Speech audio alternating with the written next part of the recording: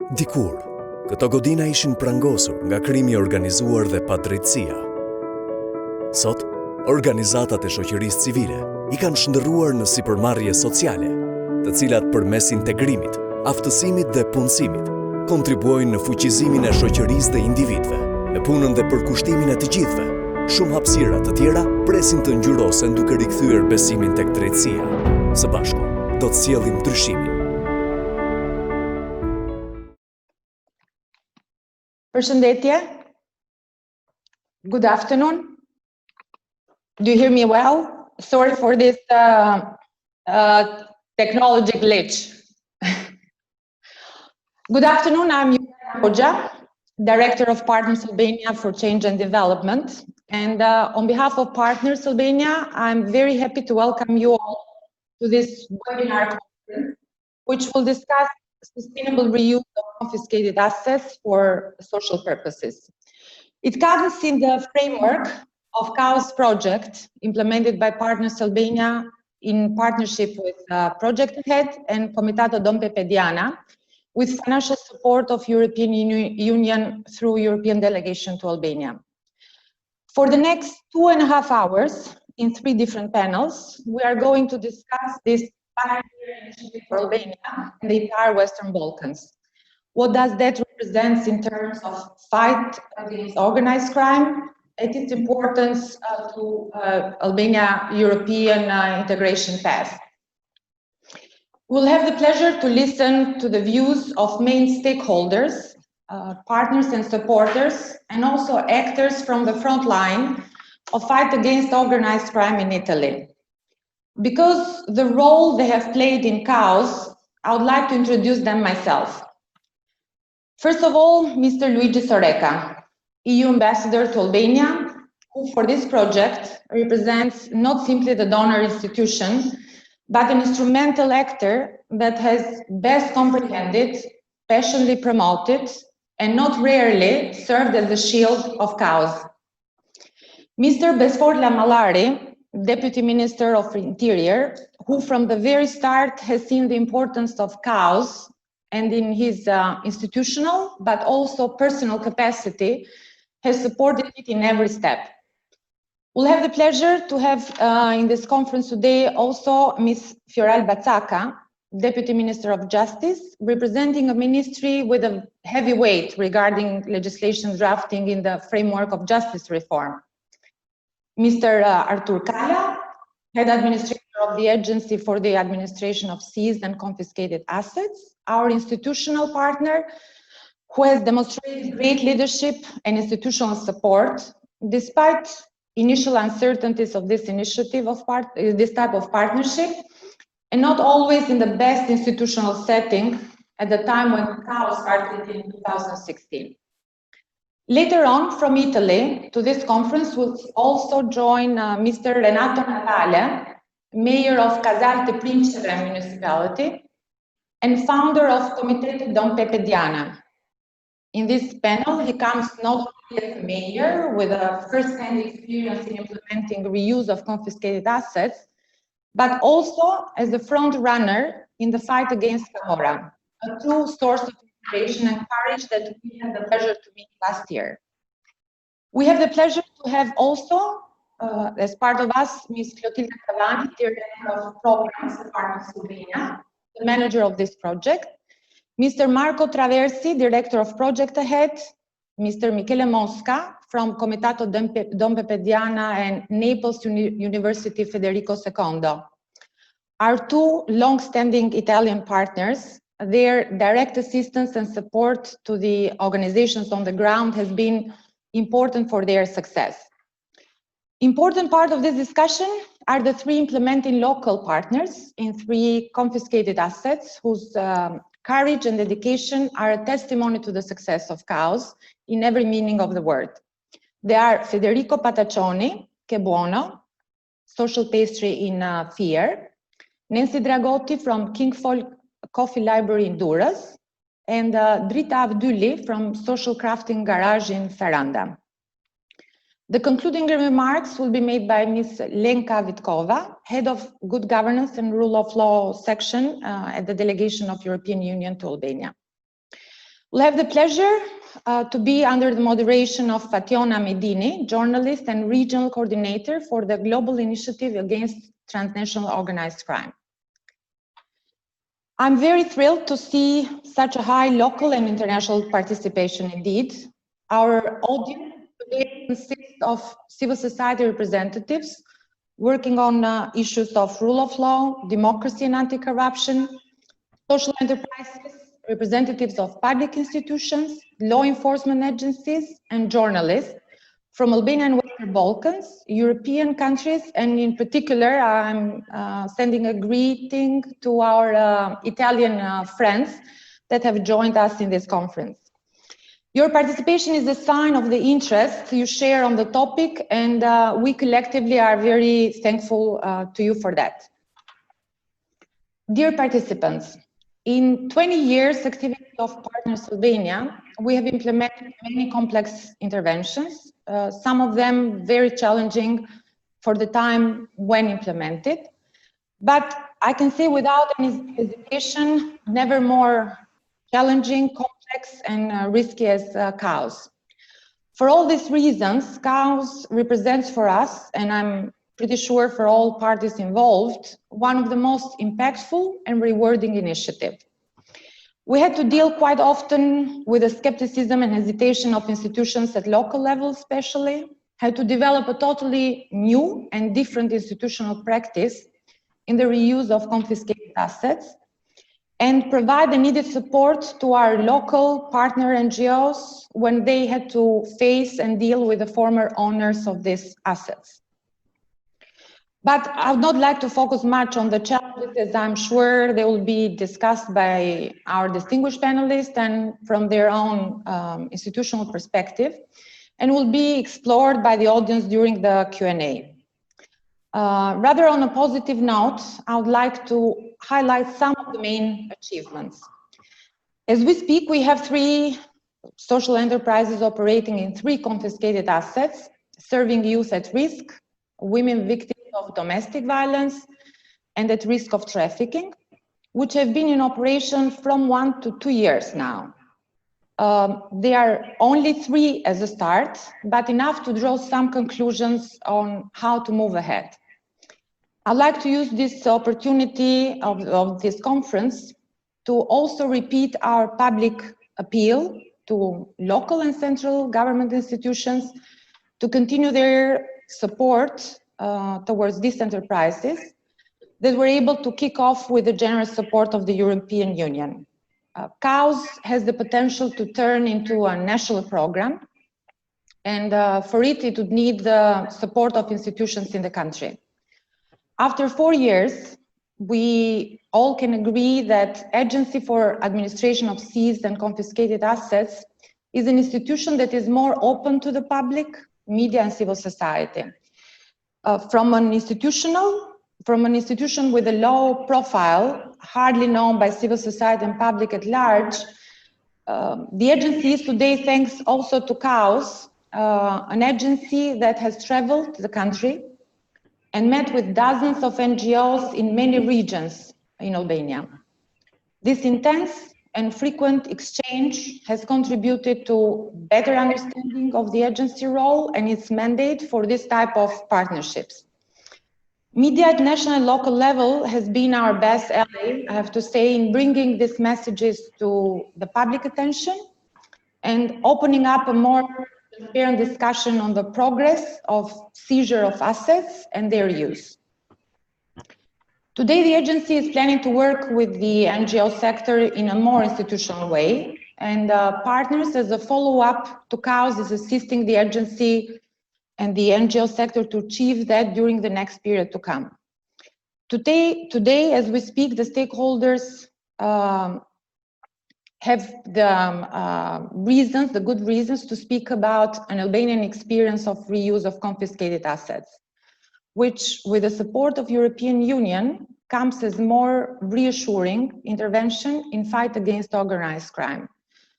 C.A.U.S.E. is a model that provides the assurances that confiscated assets are given back to the community as a redemption for their sufferings, physical and economic damages, hindering their prosperity. We hope in the engagement of national and international institutional actors to further support the consolidation of C.A.U.S.E by preserving and respecting its local ownership. This conference is the closing event of C.A.U.S.E project, but for us at Partners Albania, it represents only the first milestone in a long journey laying in front of us.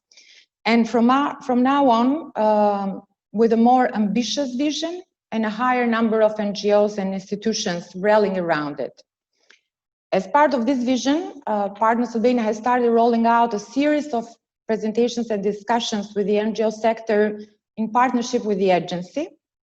In the next 2 months, we are launching an awareness campaign in the media focused on purpose and importance of reuse of these assets by civil society groups.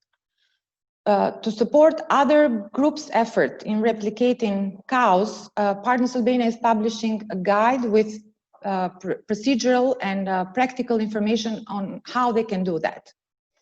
We are very happy to see that in our vision, we have found the support of Albania's international partners in its effort towards EU integration. Dear friends and colleagues, I cannot hide, we are very proud to be the first to take the challenge and be trusted of introducing in Albania such practice. And I hope it will be a source of encouragement and inspiration for other civil society peer groups in the Balkans and beyond. Now that the road has been marked, we hope it will be less challenging for the others to follow. Partners Albania remains committed to continue its support for expanding the initiative at the country and regional level. And before I hand over the moderation of this conference to Tatiana, allow me to share with you quickly some ground rules about the usage of technology and the conference itself. In this webinar, only the panelists will be able to participate live in the discussion. Other participants are muted from us, from the host. Second to remember is that we, as part of the agenda you have received, we have planned in the agenda time for questions and answers after each panel discussion, not to lose the content of our panelist presentations.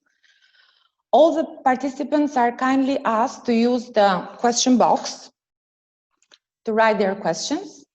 We'll try to answer to as many as the time will allow. And I kindly remind you, when you write your question, please put your name and organization or institution that you represent.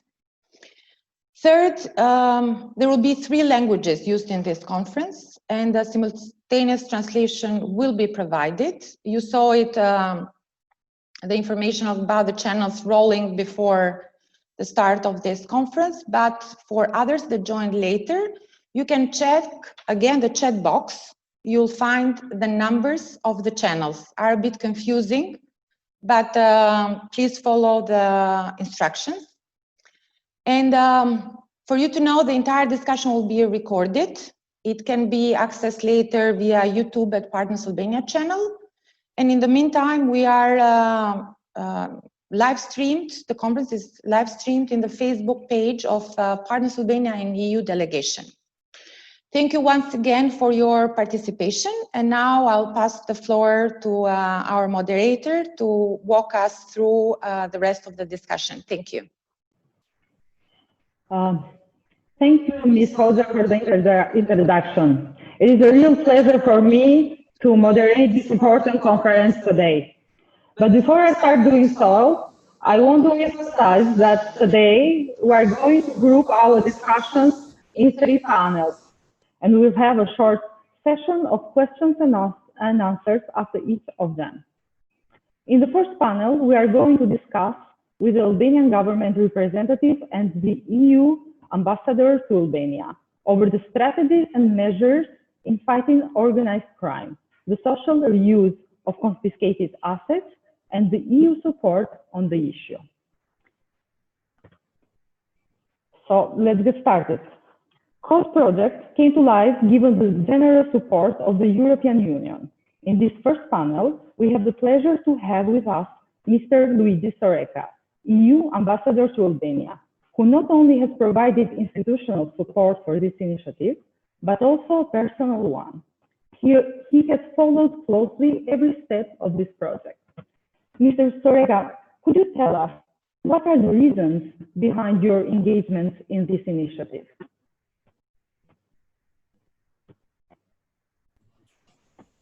Thank you, Fationa. It's a pleasure to meet you all. I hope you can hear me. I see people nodding. So it's a institutional and personal pleasure to be with you today. It is institutional because I represent the European Union, who has been engaging in this project, which it's completely new in Albania and let me say, also in many member states of the European Union.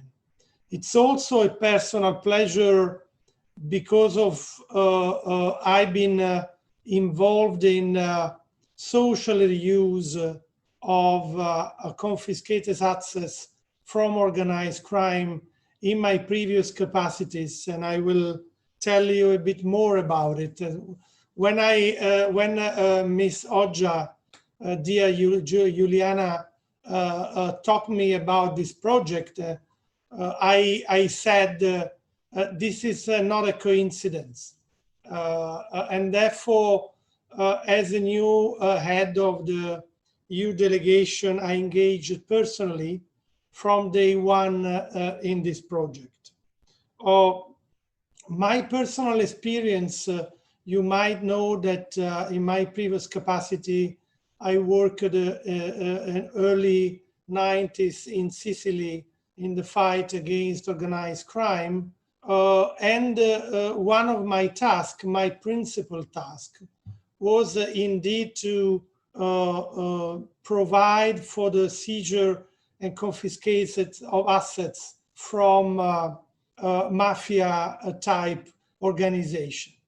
During my period in Sicily, this was my main task, who brought to a quite important number of final confiscation of field assets, infrastructure belonging to some very dangerous organized crime gangs of Cosa Nostra, then were reused by one Italian association that at the time was on the point to be constituted. This was Libera, run by Don Luigi Ciotti, together with Cooperativa Placido Rizzotto in Sicily. Since then, Libera has become, together with other associations like Comitato Don Peppe Diana from Casale di Principe. It's my pleasure to know that some of the representatives are present today, part of the networks of more than 800 associations that in Italy have created a real regulatory framework and a model for reuse of confiscated assets. As the EU delegation, we are very proud of having launched this project. Juliana has said probably the most important elements of this project. This project is not only any other project. This project aims at creating a concept, a new model of fighting organized crime to have a double impact, not only to take away from organized crime what organized crime is illegally acquired, but also to give back to a representative of society those assets that had been taken away. And it has a major impact because not only aimed at confiscated assets, but it also empowers community people to turn these assets in new social enterprises. he also have a very important impact on the individual lives of those who are a part of this project. Visiting the three projects in Fier, Dures, Saranda was an amazing personal experience as well. To meet the people that with their courage and determination were able to show to the rest of the community a way forward. This project has therefore an institutional and moral value, and therefore I'm looking forward to discuss with all of you how to make sure that this is only the end of the beginning of a more sustainable and long-term effort. The European Union is here to assist. We will discuss this in the first panel, but I consider this project a real success. This conference today is only the moment to present results. I want to congratulate those people, we will remember them later, that have been involved in this project. Fationa, I will stop here, but I'm looking forward to our discussion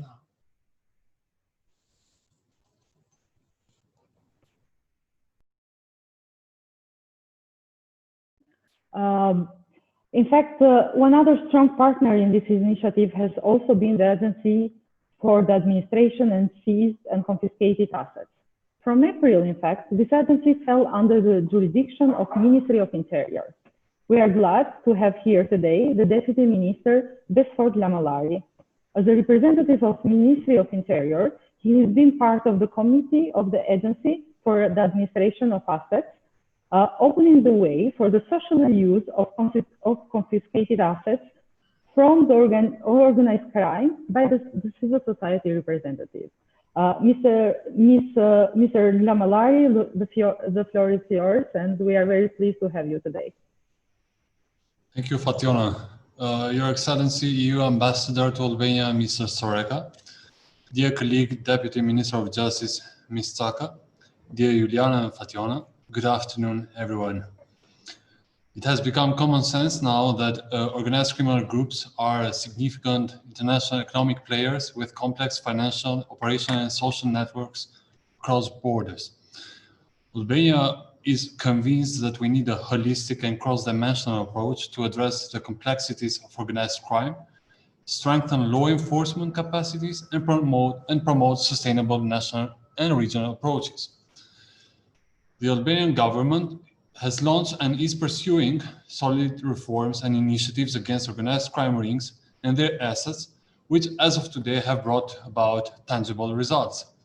Since November 2017, the government's crackdown plan on organized criminal groups named Operation Power of Law has managed to bring about important results against leaders and members of organized criminal groups, where by means of some 68 police operations, more than 700 offenders were prosecuted, of which more than 500 are already arrested.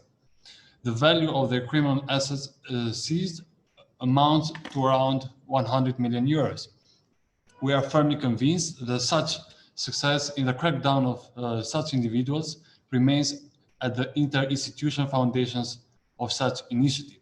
Police, intelligence services, customs, taxation, prosecution share jointly the responsibility of fighting organized criminal groups as a top agenda of national priority. Based on the same solid will and aiming to pursue further the fight against organized crime, the Albanian government approved in January 2020 the Normative Act number 1 on the prevention measures of organized crime, aimed at prevention of organized crime and terrorism, including also here serious crimes, where this initiative basically focuses and aims to weaken the criminal and financial power through financial related operation mechanisms and in-depth investigations, illicit proceeds, subject to increased cooperation of the triangle of criminal justice system, namely the police, Special Prosecution Office, and Special Court Against Corruption and Organized Crime, or as commonly known, the SPAC. Certainly, such legal interventions would not have been complete hadn't they addressed also the important aspect of the management of such assets. As a result, more than 120 individuals subject to the normative act have been targeted and face the consequences of the act, while 72 of their criminal assets have been seized by order of the court. More and more individuals and their criminal assets are undergoing through the joint net of the police SPAC institutions. There is no doubt that such criminal assets oriented strategies are limiting the possibilities of criminal groups to invest in legitimate enterprises and gain social acceptance. Moreover, they are clear to the heightened risk, a clear message actually to the heightened risks of involving into criminal activities and the lower and unsafe benefits of enjoying and investing crime proceeds. The cost-benefit analysis has to be reconsidered by anyone subject to these strategies and legal mechanisms, including, and more importantly, vulnerable youth who might be misled by the wrong models in our society and see the path to crime as alternative to earning and enjoy a decent living in this country.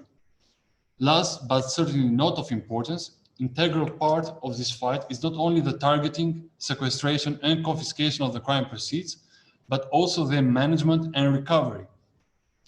Along with the earlier mentioned reforms, important amendments were introduced also to the organic law on the agency for the administration of the seized and confiscated assets, aiming particularly to the increased role and responsibility of the agency in the process. Further on, Albania is currently engaged onto properly addressing another important aspect of this cycle, namely asset recovery. The establishment and functioning of the Asset Recovery Office is what different Albanian institutions and law enforcement agencies are currently engaged in. As the practical examples from Fier, Durrës, and Saranda have shown, social use of criminal assets not only guarantees the visibility of the final destination of illegally generated proceeds, but it bears and spreads a powerful, important social and cultural message that encourages the involvement of citizens and community actors in the social fight against organized crime. Based on the philosophy, what stems from crime is given back to society, such initiatives rebut the misleading and wrong models of the youth by providing concrete examples of community-led, law-abiding, and honest enterprises. Thank you very much. Thank you, Mr. Lamalari, for your presentation. We really appreciate your efforts in this direction. As you said, the important judicial reform that is currently taking place in Albania is expected to intensify the country's efforts in fight not only against corruption, but also organized crime. While efforts of every part of the society are needed in this fight, it's important that initiatives like C.A.U.S.E try to pay back and do social justice to the community affected by organized crime. We are pleased to have in this panel Ms. Fioral Bacaka, Deputy Minister of Justice. I invite her to take the floor and to tell us something more about the connection between the confiscated assets, judicial reform, and how the latter is supporting the first initiative. Thank you very much, Fationa, for the introduction. Dear Ambassador, dear Deputy Minister Lamalari, dear institutional representatives and NGOs, dear organizers of this conference, I'm delighted to be with you today in this important event. First of all, I'd like to congratulate Partners Albania for Change and Development and all its other institutional and NGO level partners for this unique and uncommon project. The process of confiscation of assets is the final stage of a comprehensive procedure mainly composed of legal actions and economic dimensions. However, the C.A.U.S.E project deserves our appraisal for bringing into attention the social dimension of the fight against organized crime and corruption. What this engaging initiative is all about maybe can be put into a few simple words. It means ensuring that crime thus pay for the injustice caused. In the crucial fight against organized crime, apart from the punitive approach, it is also important to prevent criminals from enjoying the fruits of their crime. The use of confiscated assets for strengthening social entrepreneurship strengthens our society temple of justice. It is fairer for the victims and reinforces our fight against the financing of organized crime, terrorism, and corruption. In fact, the mission of all rule of law efforts is about guaranteeing a country of healthy balance between private and collective interests, and that all assets belonging directly or indirectly to the public and which are taken illegally by the criminal organization turn back to the public. In these 3 decades of struggling attempts to implement the rule of law in our country, we have had our share of challenges. Thus, it is very healing to the open wounds we still have as a society that the whole process of sequestering and confiscating assets aim to finally use them for the people in need and to give them back whatever has been taken from them, be it institutional delays, physical or moral suffering. In this aspect, the social use of confiscated assets share with the whole justice reform one key factor, ending the culture of impunity where illegal activity lies, be it in the highest leadership levels, justice administration institutions, or criminal groups who are now learning day by day that the consequences of their action shall not go unnoticed. How does the justice reform relate to fighting the culture of impunity and organized crime? This is a very broad question to develop, but I'd like to shortly emphasize the main aspect of the justice reform in terms of fighting organized crime and corruption. First and most noticed is the establishment of SPAC and the Court Against Organized Crime and Corruption, who aims to attack the organized crime at the highest rank of hierarchy of officials. Another important thing is the vetting process. We all know in Albania that several cases of practice in the past have shown that it's not been random in Albania to have confiscated assets returned back to the authors of criminal actions after years of being mishandled in corrupt courts. And corrupted judges has helped to feed the culture of impunity of criminal organization. This is why it is never enough to clearly emphasize the importance of the vetting process in filtering all the elements of the judiciary and prosecutor office regarding their justification of assets, integrity, and professionalism. Another important point is that in the new justice reform, the judges and prosecutors will not be evaluated and promoted based on the influence or dark powers, but they would be promoted based on meritocracy through transparent procedure of promotion, which are run by independent institutions, such as the Judicial Council or the Prosecutorial Council or the Justice Appointment Council. Although these are the most noted elements of the justice reform that are mentioned in the media or even elsewhere, I'd like to stress some other aspects of the justice reform that maybe are not so notorious, or let's say are not so well known. First of all, I'd like to say that justice reform did not change only 1/3 of our constitution, but it also was coupled by a package of more than 26 other laws that all together make the justice reform. And part of this justice reform are also the laws of public notaries and bailiffs. As Ministry of Justice, we're going into a process of vetting the notaries, because also notaries and bailiffs can sometimes help in hiding the wealth of organized crime through different transactions.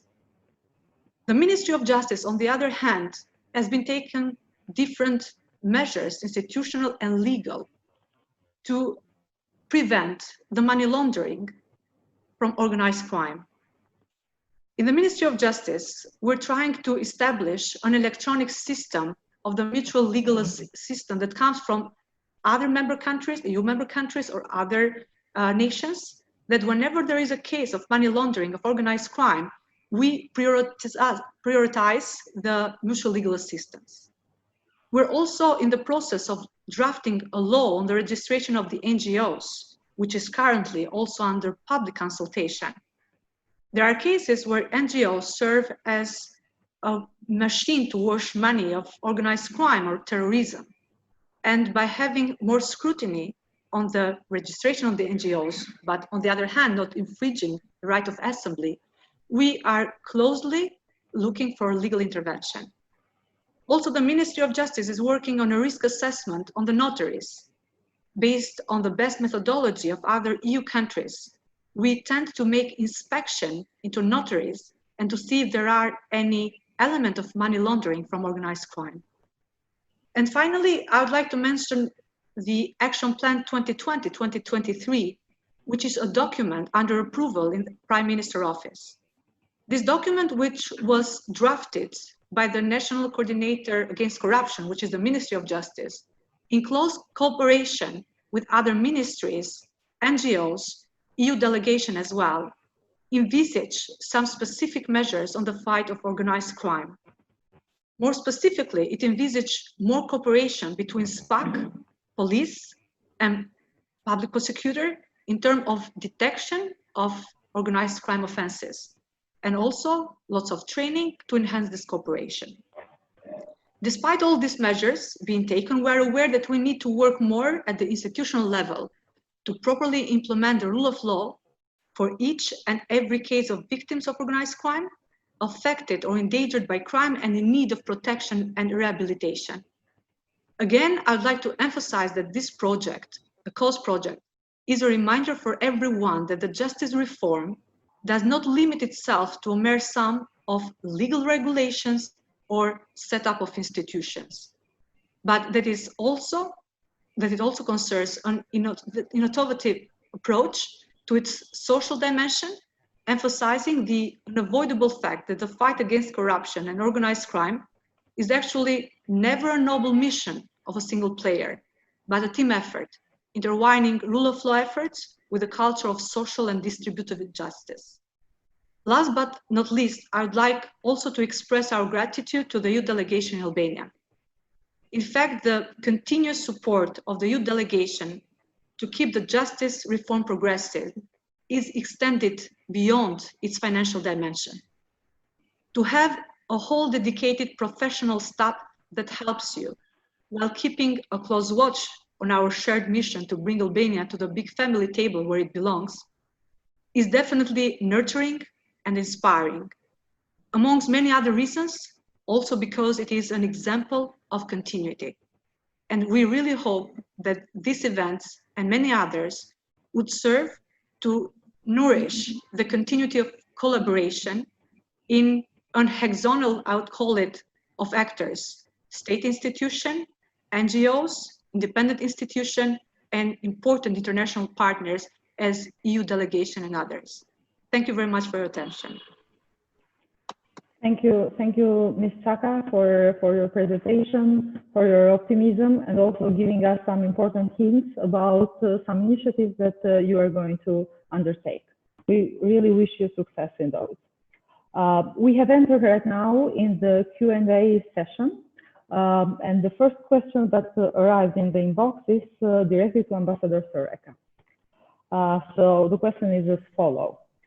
The government seems to have increased its efforts in the fight against organized crime, also as the result of the commitment of the European Union process of opening the accession talks. In this regard, we are expecting the creation of a larger stock of confiscated assets in Albania.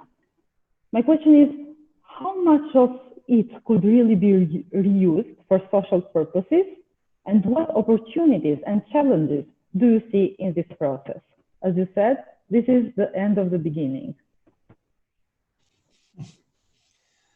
Thank you, Fationa. It is a difficult question. It depends on several factors. First of all, the type of assets. Not all assets can be turned into profitable elements for social and economical exploitation. Sometimes the cost related to such a work are too high compared to the possible benefit coming.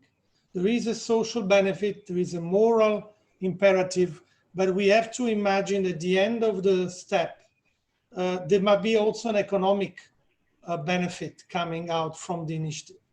So not every asset can be turned into a profitable one. There are also specific situations on the ground that in several cases do not allow such an exploitation. So the work that the agency that Mr. Kala represents is crucial to make the assessment of how and which assets can be exploited. And let's not forget that there is always, as we say, you need two for tango. You need also to identify NGOs, local community, who have the interest, the courage, the determination to engage in this process. And that's, if you allow me, my main point.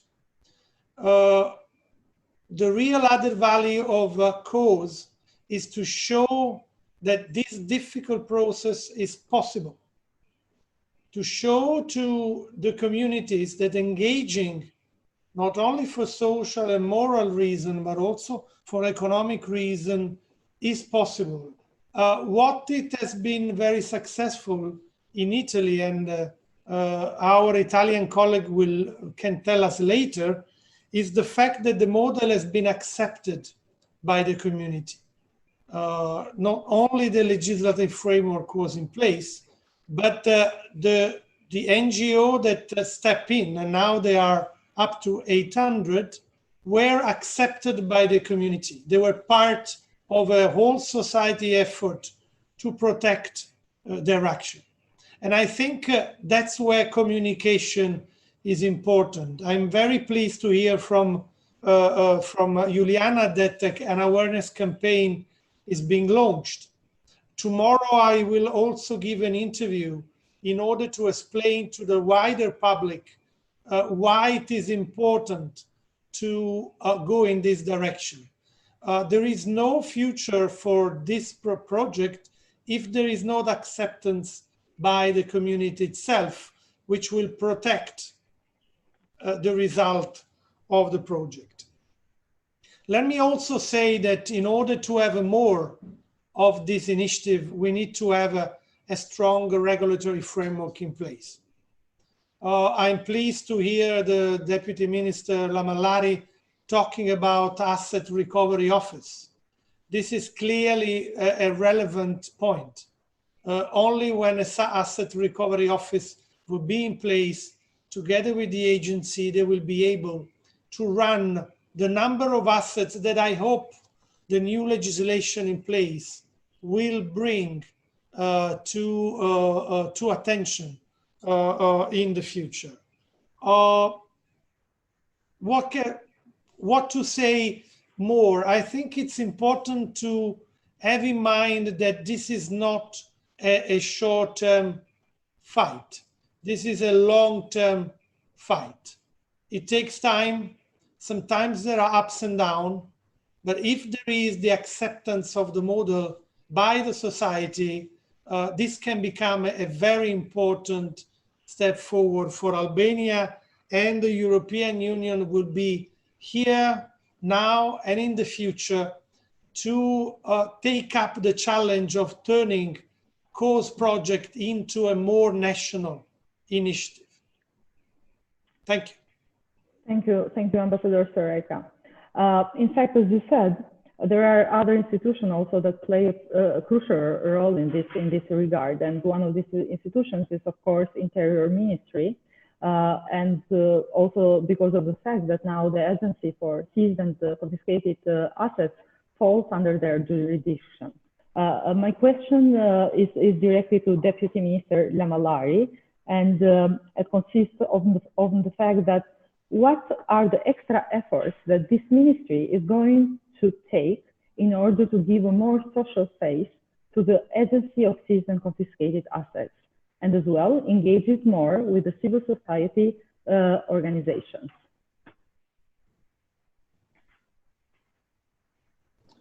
So, well, as I mentioned earlier, the Agency for the Administration of Seized and Confiscated Assets is now under the supervision of the Ministry of Interior.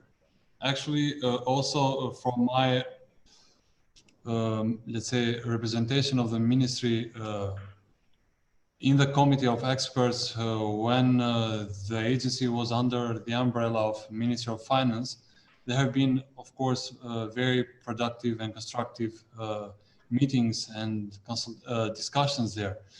So from the very basic nature of the agency and the very repetitive recommendations of different international experts, especially those of Council of Europe, we have seen how important it is also for the agency to have an increased role in terms of the whole process of managing the resources, but also to have some preparatory role in the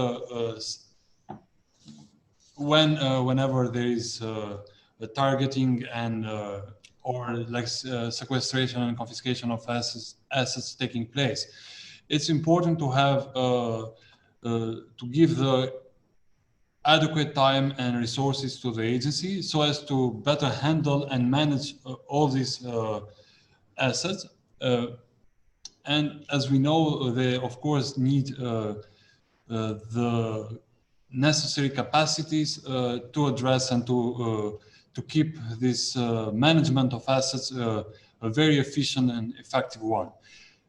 As regards the amendments to the legislation, there is definitely, as I mentioned, some positive amendments done to the organic law of the agency. Also, following and reflecting the recommendations of Council of Europe experts. We have, in the same breath, in the same line, we have also consulted with and kept consulting with the Council of Europe on the necessity to have in place such office on recovery of assets, which will be complementary to the agency for the administration of seized and confiscated assets. It's a very actually complex process. We have seen different models in Europe. There has been also a study visit in Berlin, in Germany, for this purpose.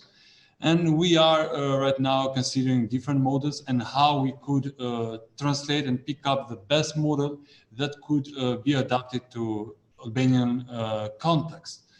It is very important to keep up with this process because we firmly believe that targeting, seizing, confiscating, managing, and recovering such assets is crucial in terms of the fight against organized crime. It's one thing to arrest, to bust criminals and to bring them in front of justice, but it's a whole new and important dimension when you disempower them economically and financially. And of course, as part of this is also the idea, the way, the manner how we manage such resources. And not only the law itself, as now has become practice, you know, has addressed and provides for ways on how to distribute such profits stemming from confiscated crime proceeds, where it gives a special way to the necessity to increase the capacities of the police, of the prosecution and justice, criminal justice actors, also to the victims of crime and human trafficking victims, but also to NGOs and similar projects such as the one that we are discussing. We actually, even beforehand, when the agency was under the orientation of the committee of experts, which at the essence had only advisory role, we always consider different projects, project proposals coming from NGOs, mostly helping and facilitating the services provided to victims of trafficking and domestic violence. And there have been numerous projects which facilitate, which went for support of such initiatives. I fully agree with the ambassador, what he mentioned, that we need to consider different factors when distributing or when we come up with a fair decision on how to distribute such assets. As I mentioned, there is a need to continually improve the capacities of law enforcement agencies. And by this, on this occasion, of course, I would like to avail myself of also expressing gratitude to the EU delegation for its continued support to provide the right and the needed support by law enforcement agencies, including here the police, but also other important criminal justice actors, as well as to keep in mind the symbolic and powerful message that such projects deliver, especially when they address community actors, NGOs, young people who, as I mentioned earlier, could be exposed to the wrong models in our society. So taking into consideration all these different aspects and weighing them and trying to strike the right balance, we need to make a very balanced and well-informed decision on how to address and to distribute such assets, such profits generated from confiscated assets. I strongly believe that now with the new changes, legal amendments, where the agency is closer, as it should have been actually, to the law enforcement agencies, by working side by side with the police, but also with the prosecution while sequestration and confiscation of assets takes place, by better sharing information in real time, by better coordinating such efforts and overcoming difficulties, in practice. This would result in a better and improved way and more way of working for not only for the agency, but also for other relevant actors, including here, of course, the police. So I strongly believe that we are going to have a very positive outcomes of these legal amendments that took place in Albania. There are ongoing consultations about, as I mentioned, not only our office, but also other aspects which need to be addressed. And through the best international expertise, but also very frequent internal discussions among different institutions and agencies, we can manage to have very valid and strong addressment of such important issues. In fact, we're getting some questions from the audience as well, and we have Mr. Aidan Larkin, who has 3 questions for the panel. I'll ask each of the panelists, or Mr. Lamallari, you can also follow up, because I think this is also with your work. So the question is about the fact that there are some assets that they are not suitable and they cannot be reused for social purposes. But how we can secure a way that their process of being sold is not to be to criminals low value.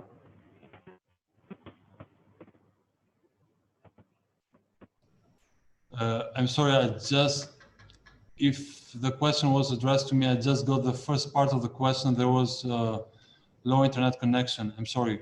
Could you repeat? No, yeah, of course.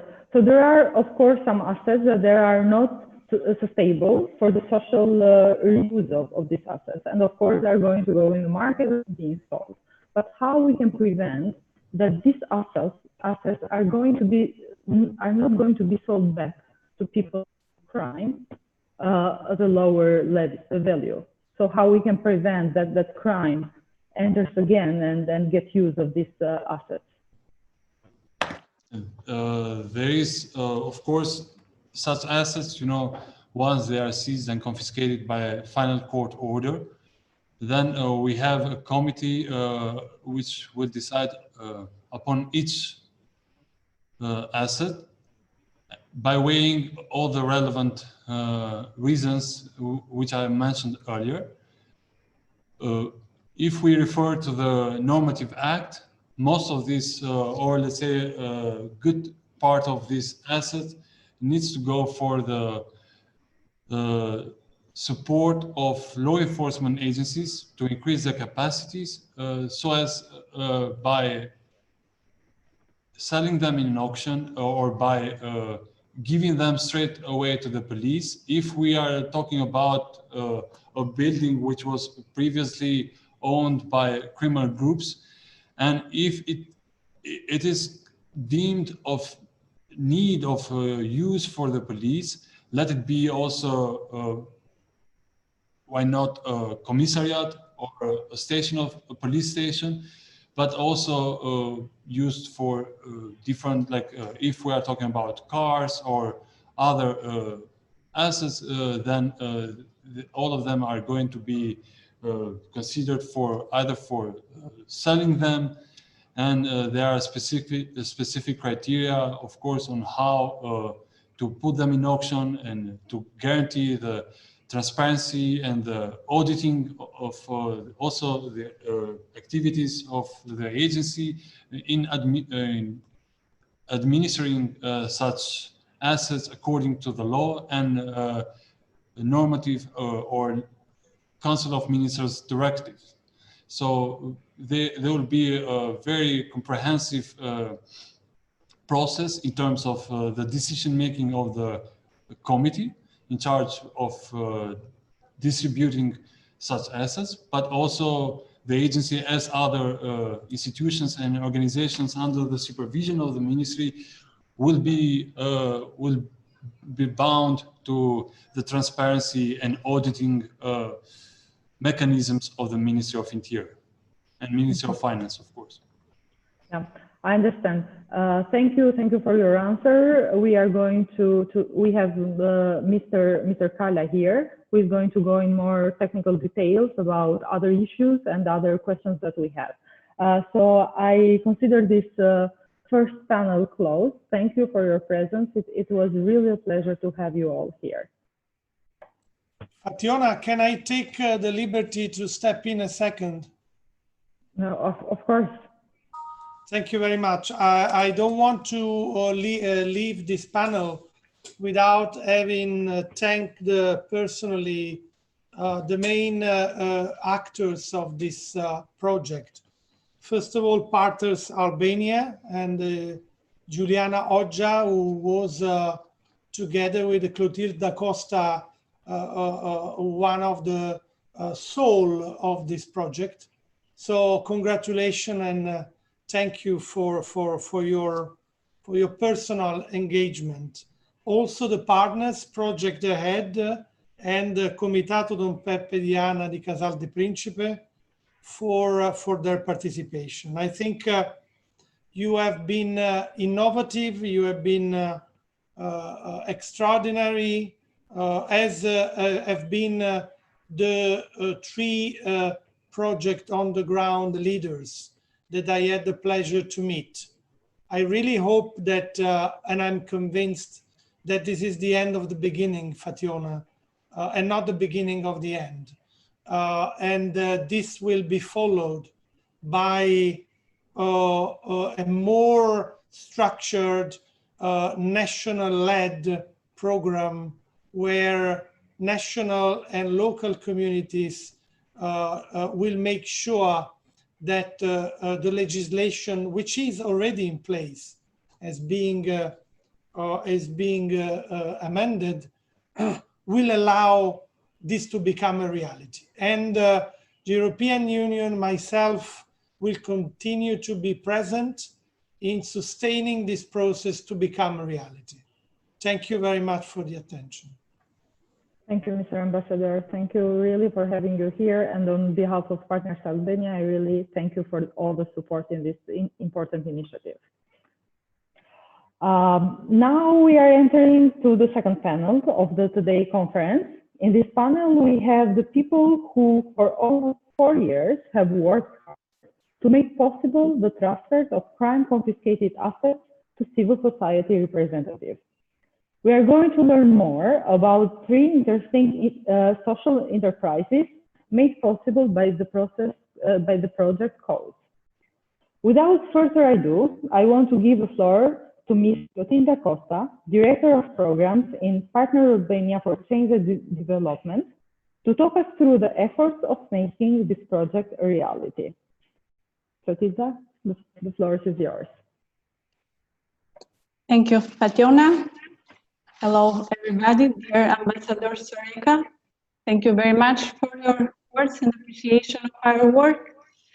Honorable Ms. Tsaka and Mr. Lamalari, dear colleagues and friends and partners in this our initiative. It is a pleasure for me to have the time to present today at the end of the C.A.U.S.E. what we have done with C.A.U.S.E. and what are the main results that we have achieved during this period.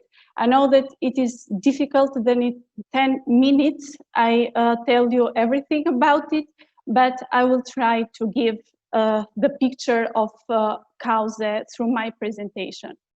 Okay.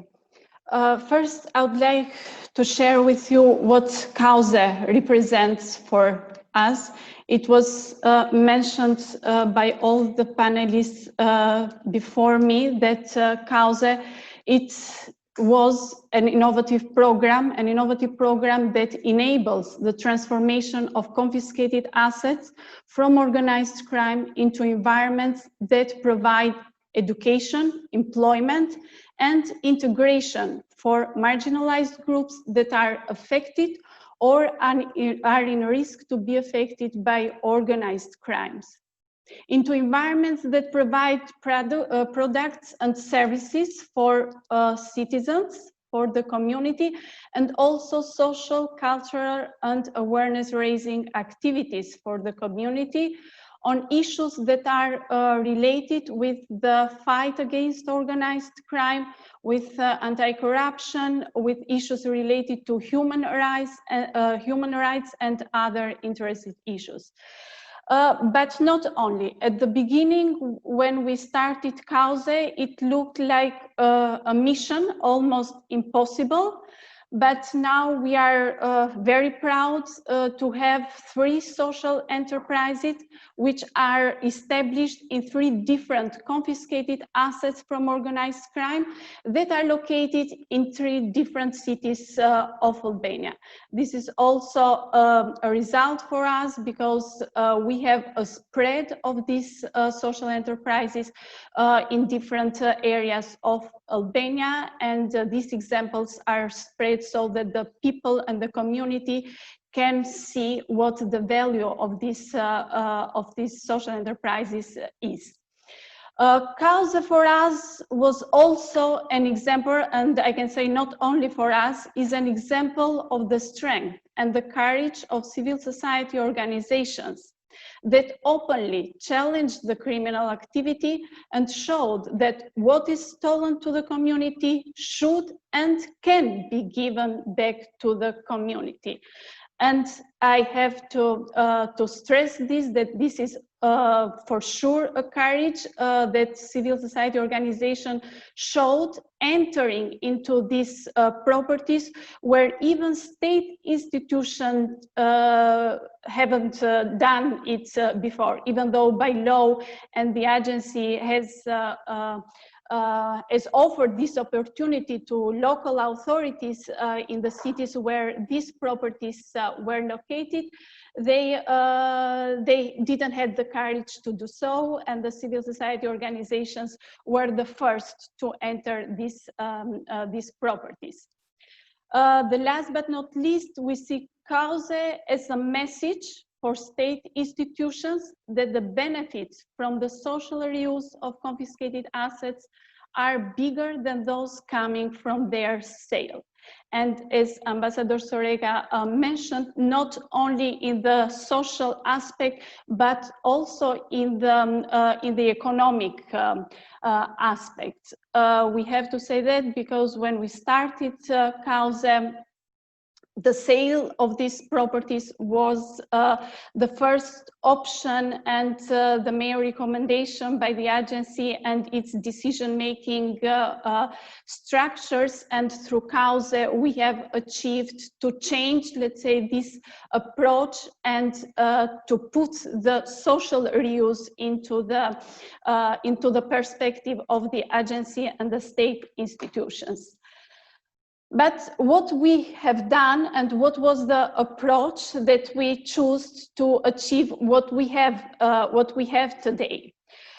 With C.A.U.S.E, C.A.U.S.E, I would say, had two main components. The first one was the work with civil society organizations so that we could prepare them to be ready and be able to get under their management the confiscated assets and build their initiatives, social projects in these assets, but also working with public institutions and mainly with the Agency for the Administration of Seized and Confiscated Assets. And you can see here some figures of how many representatives from these sectors we had that directly participated in the activities that we organized in the frame of C.A.U.S.E. I will tell you more about the work with the agency and the NPOs or civil society organizations, but I have to mention that even though a small component, we also through C.A.U.S.E had a discussion. We opened this opportunity through a discussion even with the academia. Having with us the collaboration with the University of Naples, Federico II, we organized a discussion with some university professors to share with them what the Naples University have as part of their curricula for the management of the confiscated assets. So just to open the discussion with them and to bring to their attention that when the time comes that we will have a considerable number of confiscated assets that can be managed for social reuse, they can consider opening, let's say, like a course or having a curricula on the management of the confiscated assets by civil society organizations or other civil groups. With regards to the work with the agency have been our partner in through the C.A.U.S.E in all the steps that we had. As it was mentioned at the beginning when we started C.A.U.S.E, the agency was a public body that was very little known, not to say unknown, to civil society organization for its activity. But on the other side, the agency did not have this kind of practices and experience with the social reuse of the confiscated assets. Even though in the law, the agency could give the properties for use to CSOs, but it was something that never happened until C.A.U.S.E started. So an important part of our efforts were focused with the work with the agency and with the support of the experts from our partner organizations in Italy, which model we brought here in Albania. We organized several activities with the staff members of the agency to provide them knowledge, information, and also increase their capacities on how to work with civil society organizations, like training, participation in study visit that we organized in Italy. And also we have prepared some guidelines to support the preparation of internal procedures of the agency for the destination and the assignment of the confiscated assets to CSOs for social reuse. And an important aspect that was also mentioned here was the establishing of links of communication between the agency and the CSOs. The agency has been with us all over the country during the trainings and the meetings that we had with CSOs. And we know now that after these first contacts, there are different CSOs that have contacted the agency asking for collaboration in the reuse of the confiscated assets. But our main focus, apart from the agency, was civil society organizations. Civil society organizations that was assisted through C.A.U.S.E to prepare their projects and to present their projects on the social reuse of the confiscated assets. For this, we prepared a sub-granting scheme aiming to provide financial support through the support of the through EU funds that we had through C.A.U.S.E. During C.A.U.S.E, we launched 4 open calls for proposals, inviting all civil society organizations to apply with their ideas for the establishment of a social enterprise in one of the 5 confiscated assets that were assigned to C.A.U.S.E through the Agency for the Administration of Seized and Confiscated Assets. And these properties were located in different cities, in Durrës, in Lushnje, in Elbasan, in Fier, and in Saranda. This sub-granting scheme was different from the other, totally different from the other sub-granting schemes applied before for civil society organization. Therefore, we had to do a lot of not only information sessions, but also training with civil society organization, making them understand what were the expectations from these calls. There were 2 aspects that were quite new for civil society organizations related with this sub-granting scheme. The first was with regards to the concept of social enterprise. We wanted that through this sub-granting scheme, not to support just some social projects that would be funded for a period of 1 year, but we wanted something that would last for a long time. We wanted to establish something sustainable. And the best model for that would be social enterprises. But at the time, the concept itself was very new.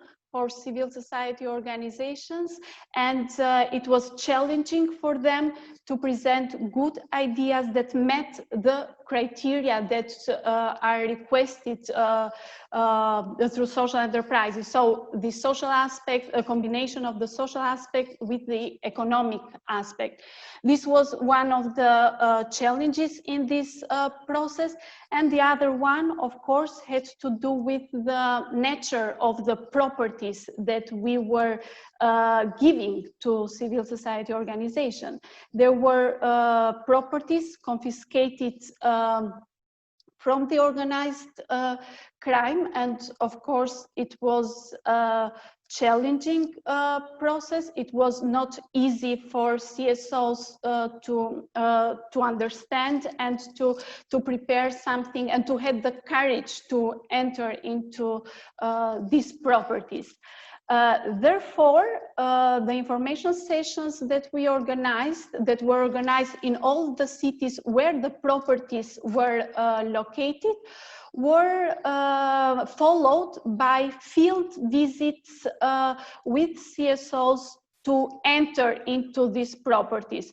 So the purpose of the field visit was not only to show the property to CSOs so that they could better prepare their project and ideas for what they would develop in these properties, but also to show them that we can enter these properties. These are now properties that belong to the state.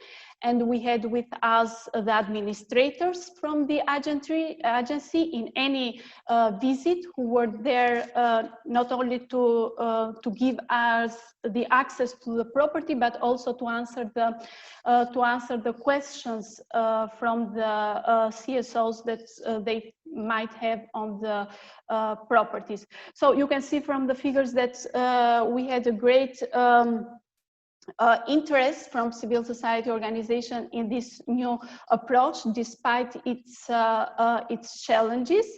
And I have to add here that when we planned C.A.U.S.E and we started, we planned to have only one call for proposals. And we thought that when with one call, we would be able to award 3 projects and to give 3 confiscated properties at once.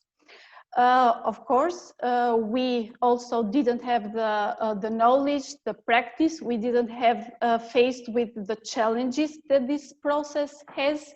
And of course, it was impossible that with one call, we could achieve the results that we wanted to achieve through C.A.U.S.E.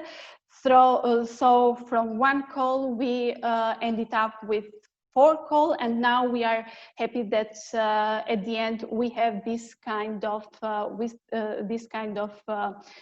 results through C.A.U.S.E. And in the process, as I said, we had difficulties. I have to mention here that one of the properties that was given to us by the agency, we had to give it back to the agency because the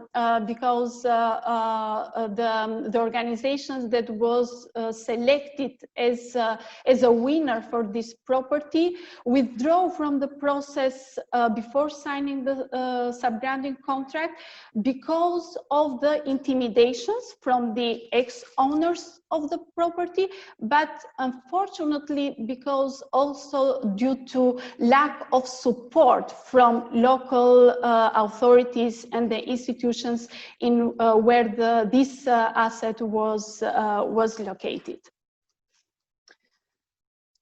As I said, we follow, these are some pictures from the trainings that we had with the civil society organizations.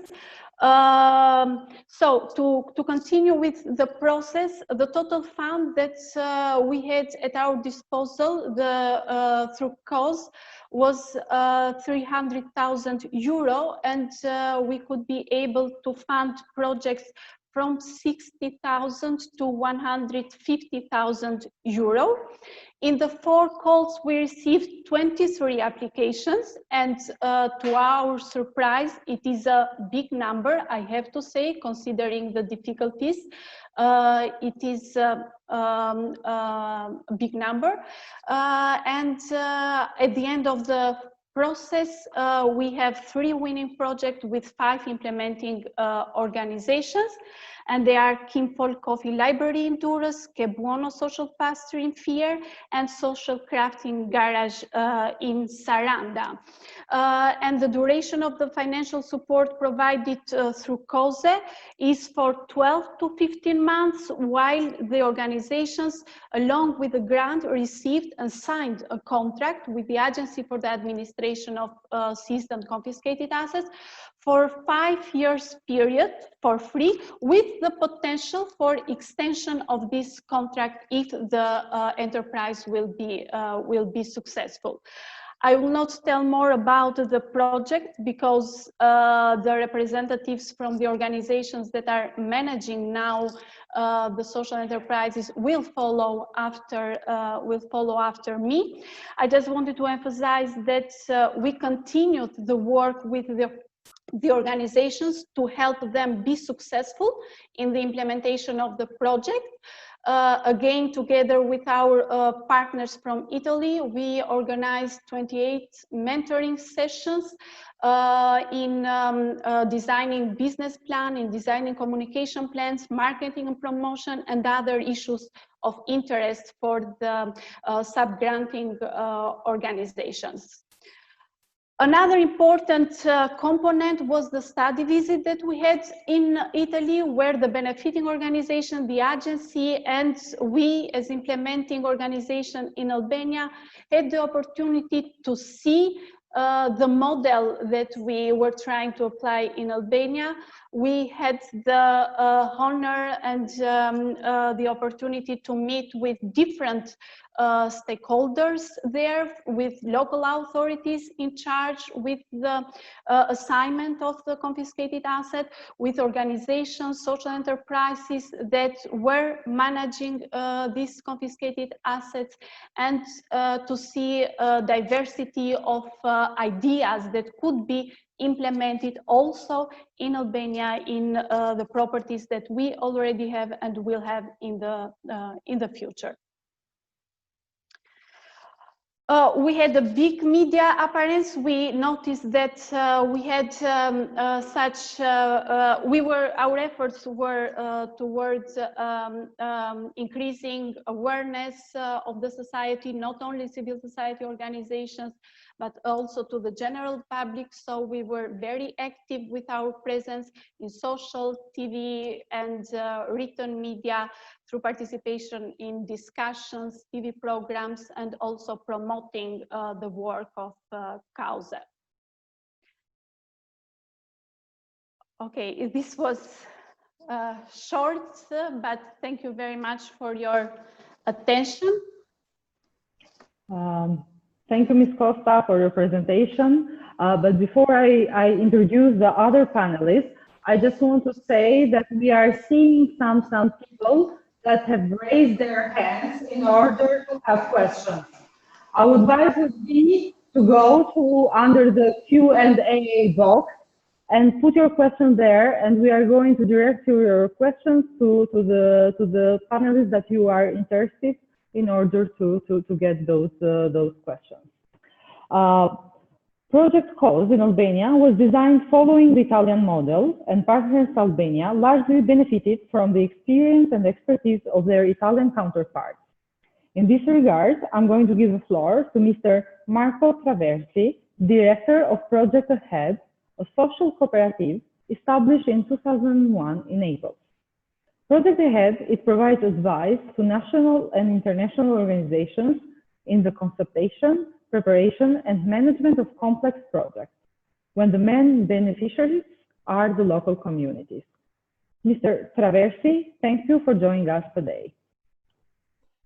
Thank you, Fationa, and thank you, everybody, for this invitation.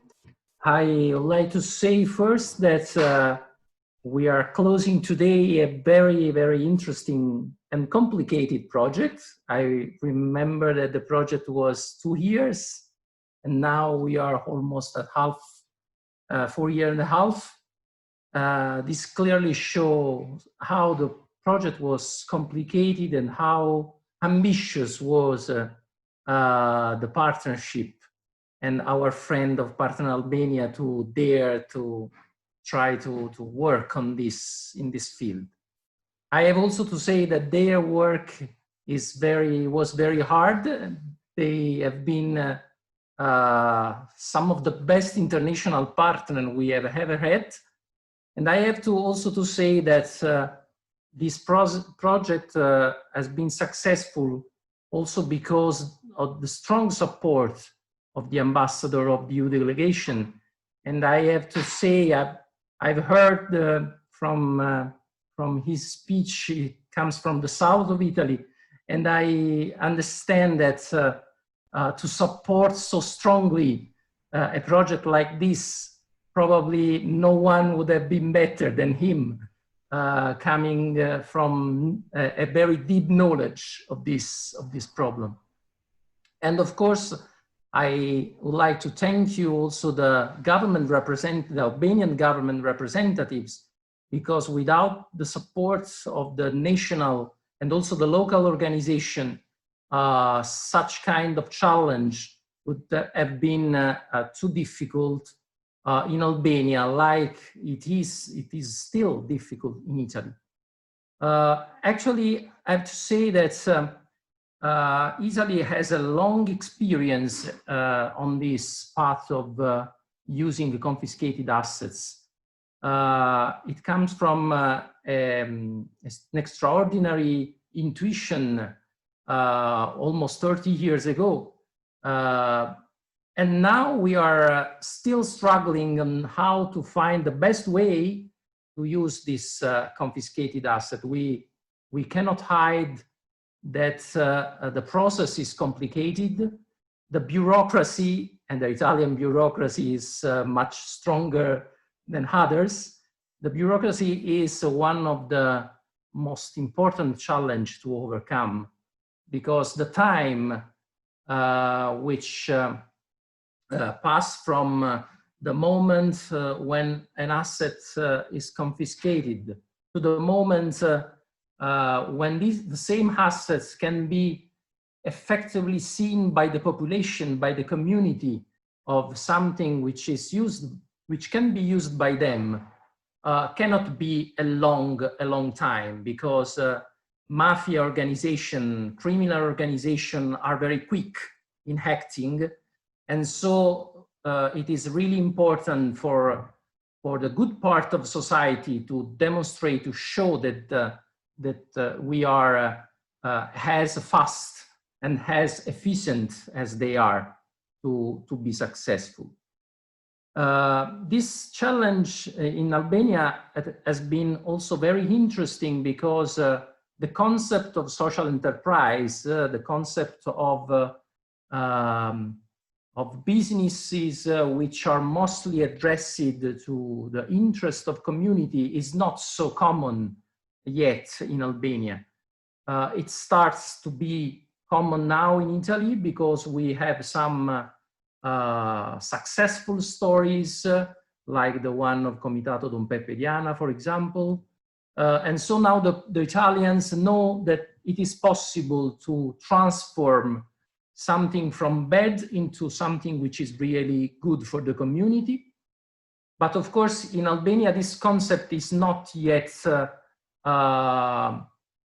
well known to the ordinary people, to the people, to the everyday people. And this is probably one of the most important actions we need to do. I know that Iuli is already thinking about a powerful awareness campaign, and I know that if Iuli will do that, she will do that at the best. But this is really important, because no social enterprises can successfully manage a confiscated asset without the support of the community around them. This is not only because of safety, security reasons. This is important mostly for the community reason, for the economic reason of the community, because a social enterprise which are managing a confiscated assets needs to know that there are out there people which are available to buy their products, to buy their services, to work for them, to be trained by them, to discover all the opportunities that they have. Only in this way, this kind of process will be really successful. And I have also to say that using a confiscated asset is really a symbolic step, because I'm from Napoli, which is also a town where there are thousands actually of confiscated assets which are not used yet at the best. And when the people see that something which was a restaurant, which was a business, which had many employments, suddenly when it is confiscated by the state, suddenly it doesn't work anymore. They are not employed anymore. This is the worst message that we can give. So we need to take the opportunity to demonstrate that the state, the government, the local authorities, with the support of NGOs and social enterprises, can do better than the criminal organization, that can produce better services, better products, deliver more jobs to the community. And so the economic part, the economic sustainabilities of these businesses, of these social businesses, is really important. And maybe it is still something which we need to work on more in Italy itself, because many very good experiences in Italy are still today maybe too much supported only by public grants to go forward. While it is very important that this can be real self-sustained business, like it happens in some parts of the area of Casal di Principe, where Comitato Don Peppe Diana is currently working. But this is possible. This is a complicated path, but this is possible. In Sicily, in Calabria, in Campania, in many regions, especially in the south of Italy, we can see a number of successful experiences where there are 100 people working there, where there are thousands of young people going there to discover how something so good, so interesting can happen. Maybe be trained and be also inspired to do something similar in the future. This is possible. I'm sure that the three experiences which are now already in place in Albania are very, well, they can be very successful. We did a very hard work with them to create together their business plans and try to give them some advices from our experience. Unfortunately, I had you had first the earthquake and then the pandemic, so it was not for sure the best period for you to taste your entrepreneurship. But I visited the bar of Nancy in Honduras, and I know very well the other two experiences, and I know that they can be successful. But it is important maybe to underline here that you have a very great responsibility. because you are the first mover, and so many other people will follow you if you will be able to demonstrate that you will be successful. On the other way around, if you will not be so successful, that this process could stop at the beginning. The last word I will say about how the public institution in Albania have been involved. We also worked and had many meetings with the agency for the confiscated assets with Mr. Kala. Arthur also visited here our experience. And I see that there is a strong interest, a strong commitment from them, which probably was not there in Italy at the beginning. So I'm confident that in Albania, things can proceed also better than it happened in Italy.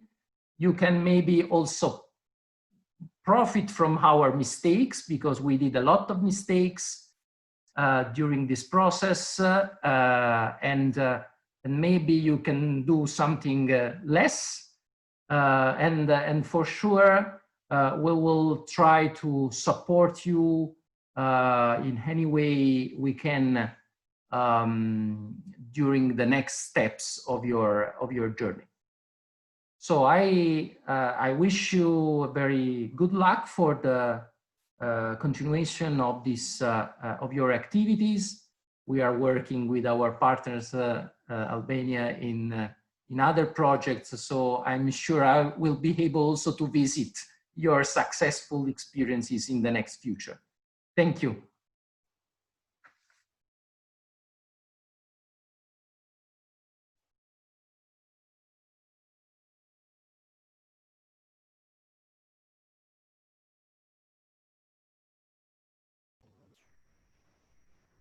Tatiana, unmute the microphone.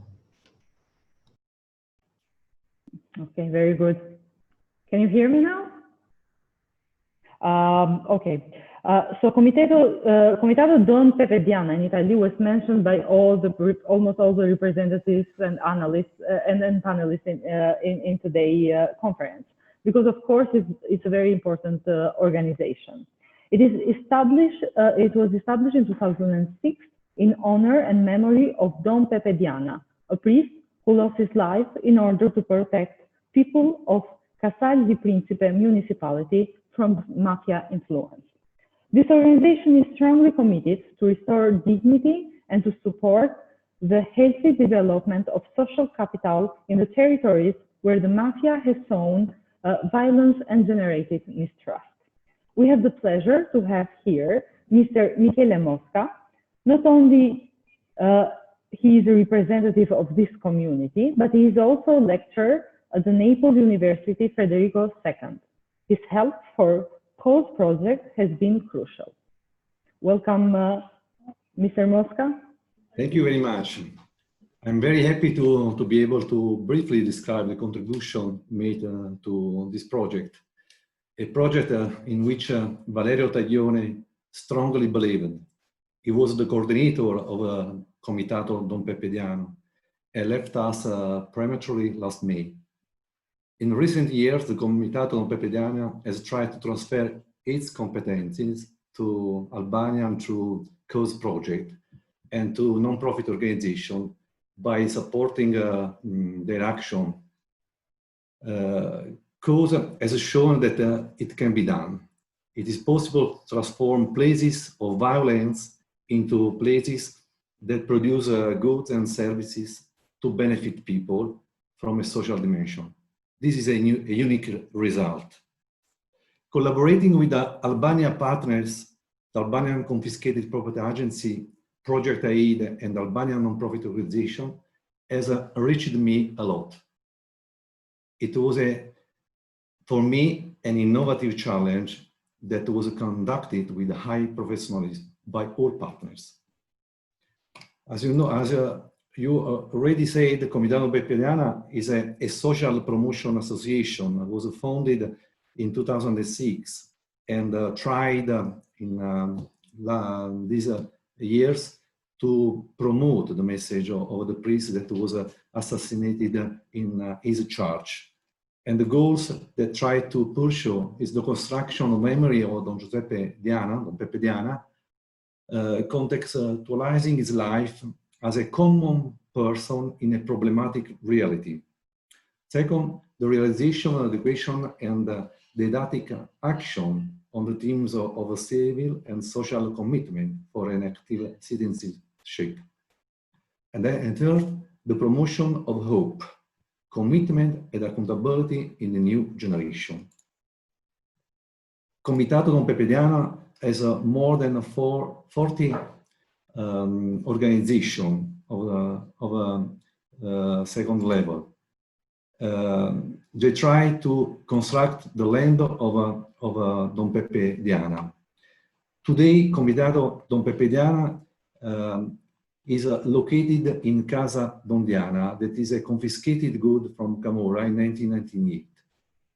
In 2014, Casa Don Diana hosted the exhibition Light Conquers Shadow, thanks to the collaboration of the Uffizi Gallery in Florence, thanks to Capitomonte Museum in Naples and the Campania Museum in Capua.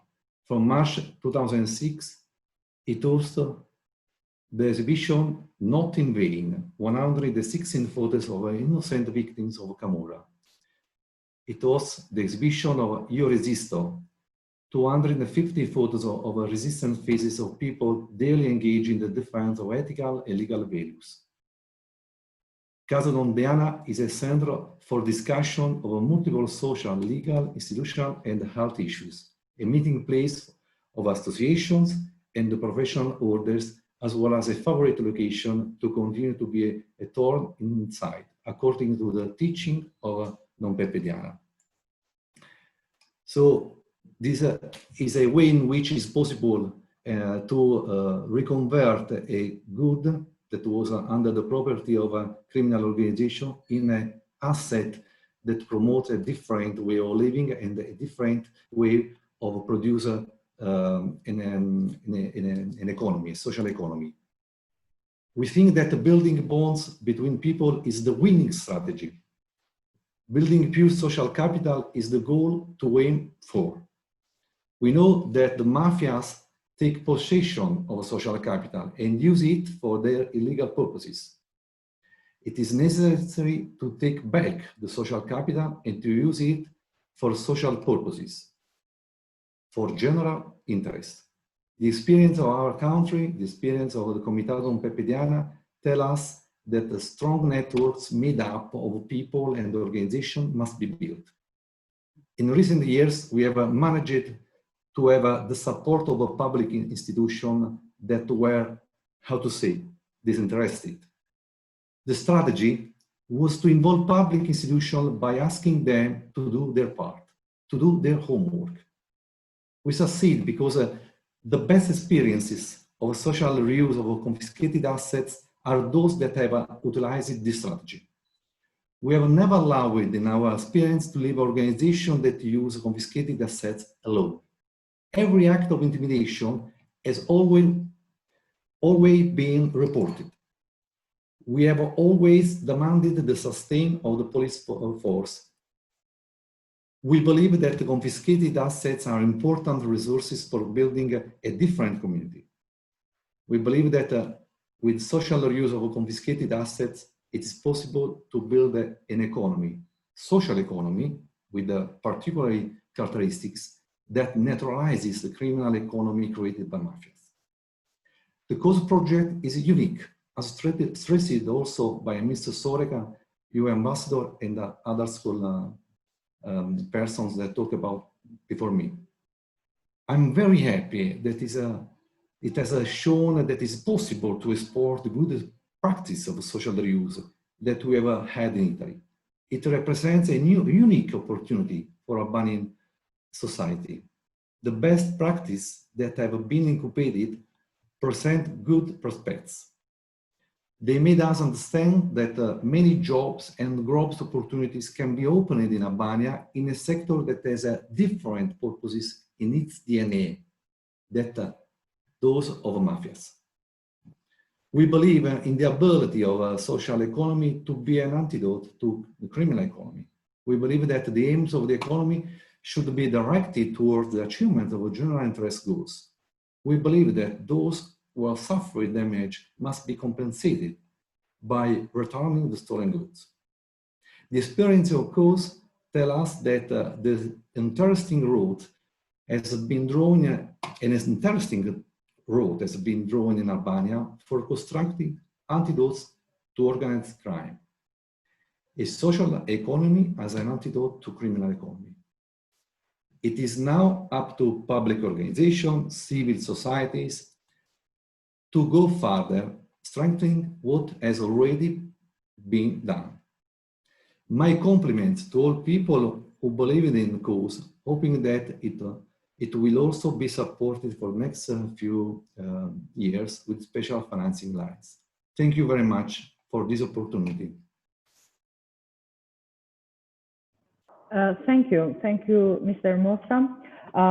We have the pleasure today to have also the three representatives of these social enterprises. And we want to start for them to have a short introduction. Without further ado, I want to give the floor to Federico Pataccioni, managing C.A.U.S.E Social Pastry in Trier. My question for you is, what you can say about the challenges of really establishing a social enterprise and a pastry like this? Yes, hello everybody. I hope you can hear me. At first, thank you Fationa for giving me the floor. Thank you Partners Albania for inviting us, and thank you all of you for being here. The challenge, I'm glad you asked also for the challenges of establishing a social enterprise, because I think that this is the key of C.A.U.S.E project.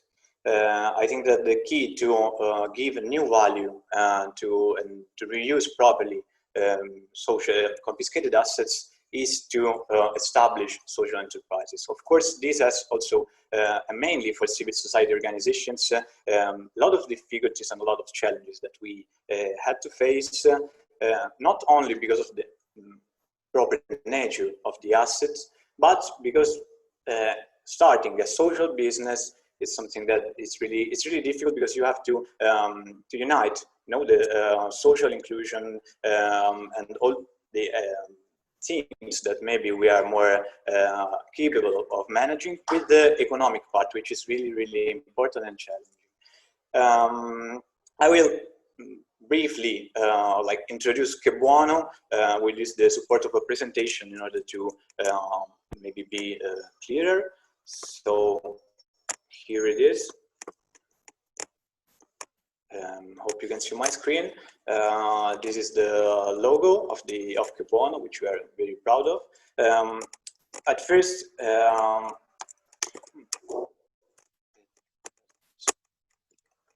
okay, we are NGM Internazionale. I mean, the project is promoted by the NGO NGM Internazionale, which is a international NGO established in Italy and working in many countries of the world. We are active, have been active in Albania since 1995 on various issues, mainly on social inclusion and human rights and economic development. And of course, the staff is composed by also Italian and Albanian people, like when we first got there. And I want to stress the fact that in this photo you can see this brick wall, which was the part that is on the road, okay, facing the road. So it was a closed and hidden place. What is C.A.U.S.E today? C.A.U.S.E today is a completely different place. It's a place with light, as you can see, which is not only metaphorical, but is a really concrete thing. We tore down the brick wall and we replaced it with a glass wall so that everybody can see what happens inside. In a message for the community, you know, to as a lot of people said before in this conference, the value of giving it back, giving this place back to the community, so that the community feels safe to go inside and to participate to the activities. We like to speak about C.A.U.S.E, speaking about these ingredients, you know, because we're a pastry that creates and makes C.A.U.S.E what it is. The first also is, of course, legality. Legality means following the laws and the human and rights of all the people that so the dignity of workers are priorities, because not only because it's right, but also because we have, I think, a responsibility. Maybe as Don Peppe Diana representatives also said before me. But of course, these important numbers are regarding the social inclusion that provided by C.A.U.S.E. The 75% of the staff is composed by vulnerable staff, mainly women victims of domestic violence, but not only. Women also coming from different and difficult backgrounds. C.A.U.S.E is not only a social pastry, we also provide trainings, professional trainings in pastry for people in need, women and youngsters. Till now, we managed to train 40 people, giving more than 1,200 hours of lessons in our pastry. C.A.U.S.E is also another ingredient is the community, which also obviously is the the most important part. C.A.U.S.E is not only a pastry; it's a place where the community can come and spend some time freely. Every week we provide activities for free for children, thanks to our Albanian staff and our Italian volunteers. And we also had some activities in the schools of the city, reaching more than 1,000 youth and addressing issues such as gender-based violence, Roma culture, prevention of drug, and inclusion of disabled people. Regarding the challenges of the business experience, which I was talking before, of course, we wanted to play that added value in Walian and Albanian tradition. So the high quality of the project, the different experience, because it's not only a pastry, it's a place where you can stay, when you can really spend some time. And also in the CSR, so corporate social responsibility part, it's really important. In fact, we have a lot of collaborations with Italian businesses. Of course, the main difficulties for our business part were the unfavorable position for the commercial use because of the placement of the assets, which I all invite you to visit, and the difficulty to communicate with the community, which is really the added value of this experience. One last thing I want to say is that regarding the sustainability and the future of this experience, because I think that we also spoke a lot about this in this conference.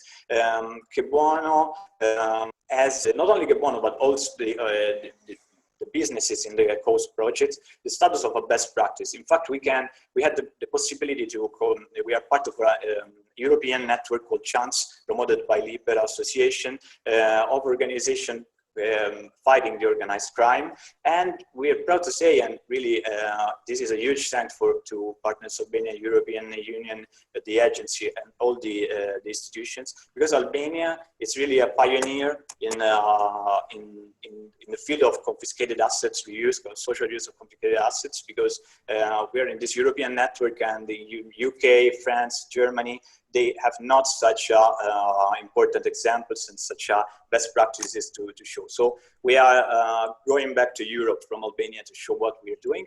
And the last thing I want to say is that we are continuing with a very powerful and fructuous partnership with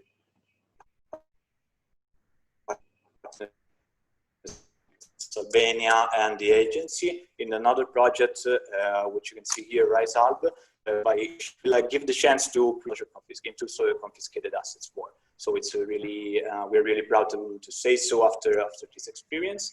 I think it's a lot. So thank you very much, and I'm looking forward to any question or doubt that you want to address me. Thank you very much.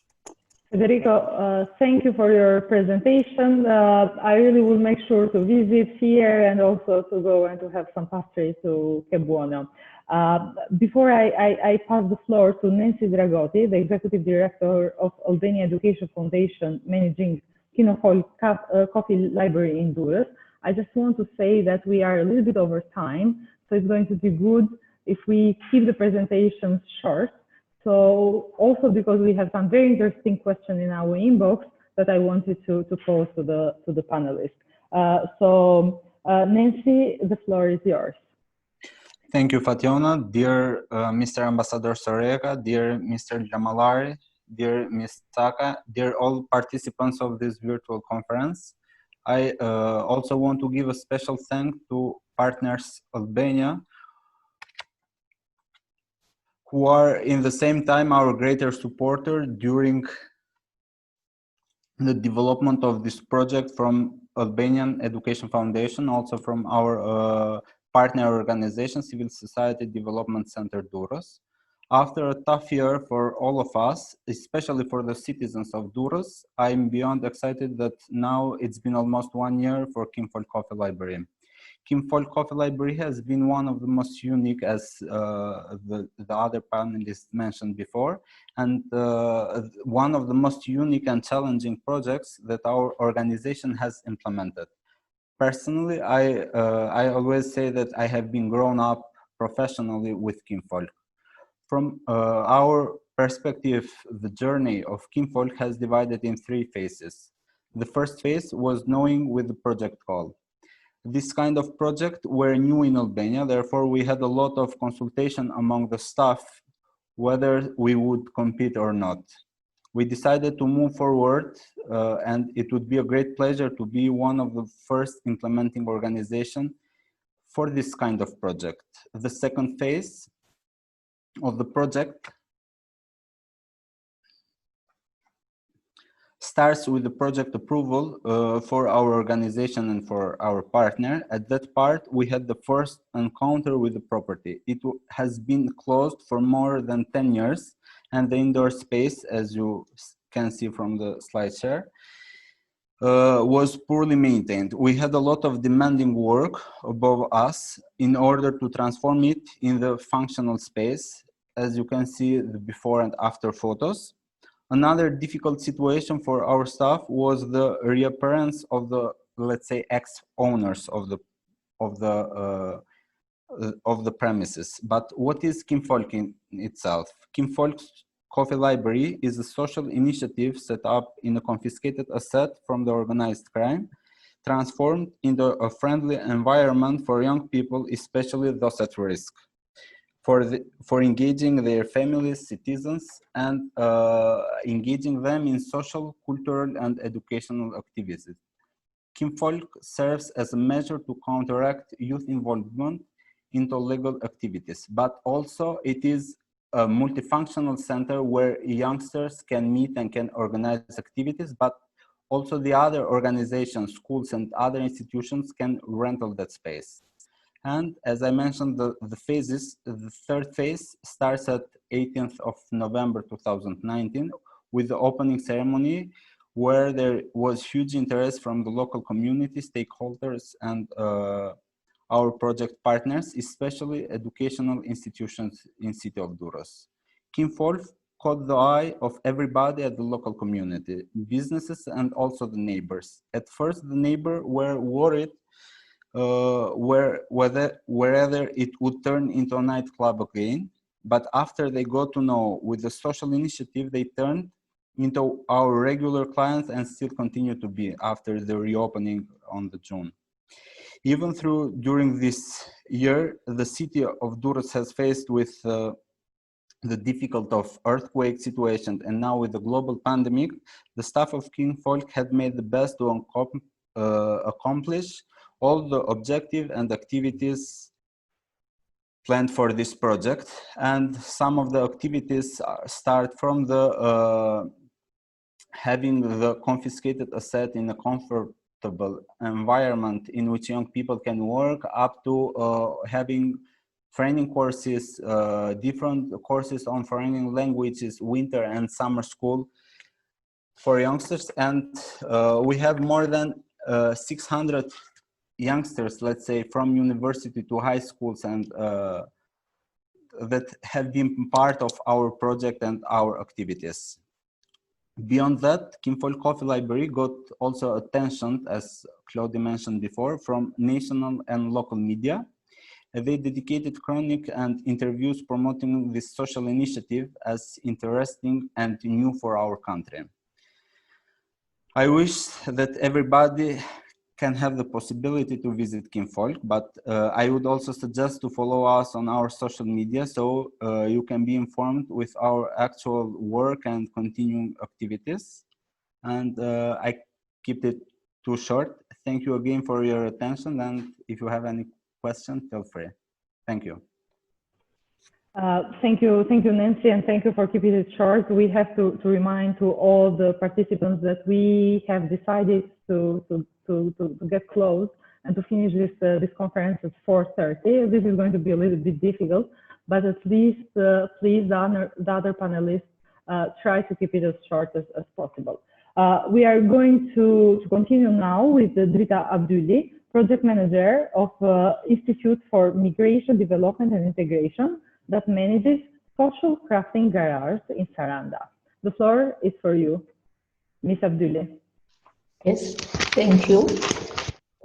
Faleminderit Tona, të nderuar panelist, të nderuar pjesëmarrës, si dhe dy bashkë OJF që kemi implementuar këto projekte të C.A.U.S.E-s. Ne jemi Instituti I Imigracionit, jemi krijuar në vitin 2012 dhe pikërisht në mision të OJF-s tonë kemi punon për të mbrojtur të drejtat e njerëzit në kuadër të migracionit të brendshëm brenda në Shqipëri, jashtë dhe të huaj që vinë në Shqipëri, gjithashtu për të vënë në mision të gjitha objektivat tona. Ne kemi bërë bashkëpunime të ndryshme me institucione publike, shtetërore, private, si dhe me OJF të tjera, për të promovuar jo vetëm vlerat kombëtare dhe kulturore të vendit tonë, por për të mbrojtur të drejtat e njeriut për këtë qëllim. Ne sigurisht e pam thirrjen e C.A.U.S.E për të projektit për asetet e konfiskuara dhe shkuam 2-3 herë në vend për të parë ambientin dhe ndryshe nga OJF-ja, pra ndryshe nga Kebono dhe Kinfolk, e cila është kafe dhe tjetra është një pasticëri, ne donim në aplikim që të bënim një ndërthurje midis qytetit të Sarandës, ambientit që ishte jo I favorshëm për të bërë ndonjë pasticëri apo ambient kafeje. Ne përgatitëm një projekt të bukur, sigurisht për të ricikluar dhe për ta kthyer nga dirty garage, për ta kthyer atë në një sipërmarrje sociale për 8 gra dhe vajza që vinin nga dhuna në familje apo nga rreziku I krimit të organizuar. Sigurisht, neve si fillim pra bëm këtë projektin e bukur, dhe që në fillim hasëm me vështirësi, pasi 2-3 herë që shkuam në moment për të parë ambientet, ne patëm kontakte me ish pronarët.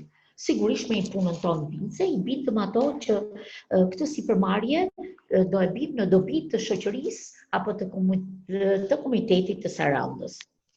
Sigurisht, si fillim ne përmirësuam apo bëm rikonstruksion të ambienteve, të cilat ishin shumë vite pa u përdorur, dhe pastaj në gusht bëm një trajnim special për këto 8 vajza dhe gra, të cilat I rekrutuam gjatë periudhës së rikonstruksionit. Sigurisht, I trajnuam jo vetëm për punën që do bënin, pra duke përshtatur dhe qytetin e Sarandës, meqense atje shkojnë shumë turistë të huaj dhe shqiptar, dhe çdo person që mund bënte një turizëm, të merrte diçka, një kujtim nga ky qytet. Kështu që ne krijuam idenë e krijimit të mozaikëve me gur deti, që të gjithë turistët të blenin si shqiptarët të huaj të blenin nga këto punimet e këtyre 8 grave dhe vajzave. Pra pas trajnimit krijuam shumë mozaik të ndryshëm për të ardhur në kujtesë të këtyre turistëve për të blerë diçka nga ky qytet. Sigurisht, ne organizuam dhe shumë ekspozita për të parë dhe për të treguar punimet e këtyre vajzave dhe grave. Sigurisht dhe dolëm dhe në media, dhe në media lokale dhe në media kombëtare, për të bërë vizibilitet dhe për të bërë pak marketing. Këto 8 vajza dhe gra janë trajnuar jo vetëm për punën e tyre, por e kanë garazhin social dhe pjesë të integrimit të tyre për të lënë pas atë pjesën e errët që kanë pasur dhe nga dhunta në familje apo rrezikut të trafikimit të tyre. Pra, u krijua ky garazh social jo vetëm për këto vajza për të integruar, por për të krijuar shumë produkte të bukura që vinë artizanale, që vinë nga kultura apo mozaike të ndryshme, që më vonë këto gra dhe vajza të krijonin të ardhurat e tyre nga shitja e tyre dhe më vonë të hapin një biznes të tyre. Sigurisht, ne morëm pjesë në shumë panajire, në Sarandë, në Tiranë, në Gjirokastër, për të bërë shitjen e tyre. Ne kemi krijuar tashmë mbi 2000 produkte dhe me disa trajnime nga Zoti Marko, kemi hapur dhe me disa formatona dhe Instagramin dhe pjesëmarrje për shitjet online, që të krijojmë të ardhurat për këtë garazh. Ne gjithashtu kemi nëpërmjet medje sociale, kemi krijuar dhe Facebookun, ku në inbox ne tregojmë dhe komunikimet me personat që janë të interesuar. Ky ishte një sukses shumë I madh, pasi këto 8 vajza dhe gra, jo vetëm që janë integruar, por njëra nga këto vajzat që ka qenë pre e historive të saj, 2 vjeçare të bashkë moshatarëve të tyre, dhe për ta përdorur atë në Sarandë për turist, po dhe për ta çuar në Korfuz. Kjo vajzë sot, për cilën unë nuk dua ta bëj të tregoj emrin, humbi dhe një vit shkollën, por nëpërmjet punës së projektit, ajo është integruar goxha, ajo kërkon, pra do vazhdoj universitetin në Tiranë dhe kërkon të bëhet një ambasadore në të ardhmen e këtyre vajzave dhe grave për t'i mbrojtur të drejtat e tyre. Unë falenderoj shumë mundësinë që na u dha nga projekti C.A.U.S.E dhe Partners Albania, si dhe nga Komisioni Evropian për këtë garazh social, i cili ndryshoi jetën e 8 vajzave dhe të grave në Sarandë, por jo vetëm kaq, në këtë garazh vinë çdo ditë gra dhe vajza të cilat duan që të jenë pjesë e këtij sipërmarrje. Sigurisht, ne vetëm që patëm pak periudhën e keqe të pandemisë dhe kemi një frikë që mos ndofta nuk do kemi vizitorë të huaj, dhe tek analiza SWOT po bëjmë ç'është e mundur që të bëjmë marketing, të ndryshojmë paksa marketingun tonë që të kemi shitje. Sigurisht vajzat dhe gratë tona e vazhdojnë punën e tyre, dalin, por sigurisht ne akoma me fjalë për patur një vizibilitet akoma dhe më të madh, po fillojmë që të bëjmë dhe të dalim në ambiente të tjera, se bulevardi i Sarandës, pra një anë tjetër negative, po bëhet rekonstruksion dhe ne po mundohemi të ndryshojmë daljet tona. Okej, unë ju falenderoj. Ju falenderoj edhe një herë për fjalën dhe do isha shumë e interesuar që neve të vazhdonim dhe të aplikojmë akoma dhe më shumë në projekte të tilla dhe jemi bërë shembull, mendoj, në Shqipërinë e Jugut për këtë kategori. Ju faleminderit një herë. Thank you, Ms. Abdulli, for the inspiring stories that you shared with us today, and we really hope good luck and in Saranda that you this year have a lot of tourists and they are going to buy this women product. So we have taken some questions. Those are from Jill Thomas, Aidan Larkin, Diana Klein. We are going to reply and we are going to pose to the panelists those questions. But first, since we're running a little bit out of time, I want to start the third panel for today. And after this panel, we are going to group all the questions and pose those to panelists. So in this panel, we have invited representatives of state institutions in charge of seizing and confiscating assets, both from Albania and Italy. They are, without any doubt, key partners in initiatives like these, and from the quality of their collaboration depends also if organizations that undertake these social enterprises would be successful or not. To our conference now has been joined also Mr. Renato Natale, the mayor of Casal di Principe municipality in Italy.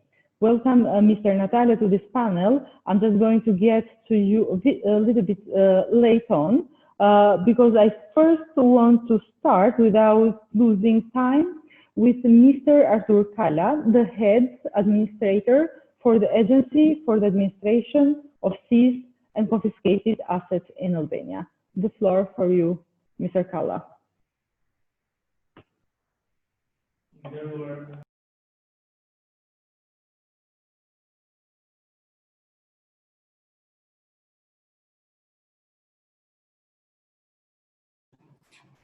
Mr. Kala, we can not hear you. Thank you very much.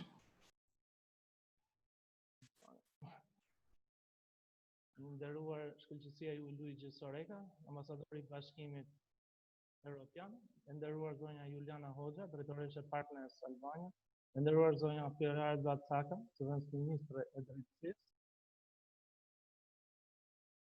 nderuar zoti Besfort Lamallari, zëvendësi ministre i brendshëm, nderuar zoti Renato Natale, kryetari i komunës Casal di Principe në Itali dhe në të njëjtën kohë themeluesi i Comitato del Don Peppe Diana. Të nderuar pjesëmarrës. Ndihem shumë mirë sot që së bashku me ju ndodhem në këtë konferencë për mbylljen e projektit C.A.U.S.E. Ndihem i vlerësuar që jam në një panel me zotin Renato Natale, kryetari i komunës Casal di Principe në Itali dhe në njëjtën kohë themelues të Komitetit Don Peppe Diana.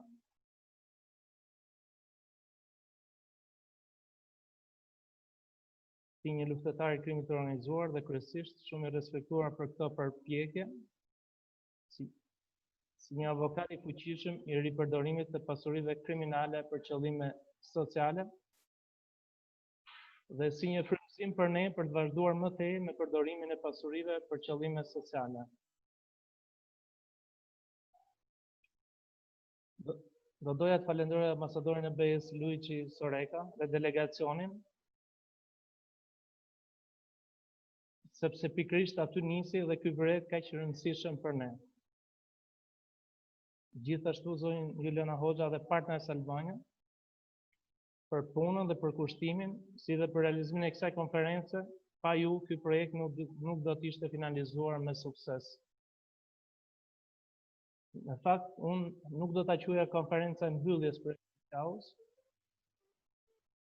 por do ta quaja ngritja e një modeli të suksesshëm mbi përdorimin social të pasurive të konfiskuara në Shqipëri. Dhe besoj në vazhdimin në gjithë Ballkanin. Pasi besojmë që ky është modeli më i mirë i kalimit të pasurive në dispozicion të komuniteteve dhe viktimave të krimit. Dhe e shohim si një mënyrë alternative e luftës ndaj krimit të organizuar. Në fillimet e këtij projekti nuk e shihnim dështimin e këtij projekti si thjesht dështimi i projektit C.A.U.S, por si dështimin e një modeli, dhe sot ja dolëm dhe kemi ke bono mbi një vit aktivitet ku krahas punësimit dhe shërbimit në këtë biznes zhvillohen dhe kurse për pasticëri. U realizua dhe projekti i dytë në Durrës, King Fall Coffee Library, i cili do të shërbejë si kafe librari për të rinjtë e qytetit Durrës, si dhe do të zhvillohen kurse dhe trajnime. Ndërsa është përfunduar projekti i tretë në Saron, nga UEFA Instituti i Migracion, Zhvillimit dhe Integrimit, garazh social punime artizanale, i cili ka vazhduar të funksionojë krahas punësimeve të krave, do të zhvillohet dhe kurse për punime artizanale. Të tre OJF-t janë marrë me ngritjen e bizneseve sociale dhe meritojnë mirënjohje dhe korrektësinë dhe bashkëpunimin si me Partners Albania dhe me Agjencinë e Administrimit të Pasurive të Sekuestruara dhe të Konfiskuara.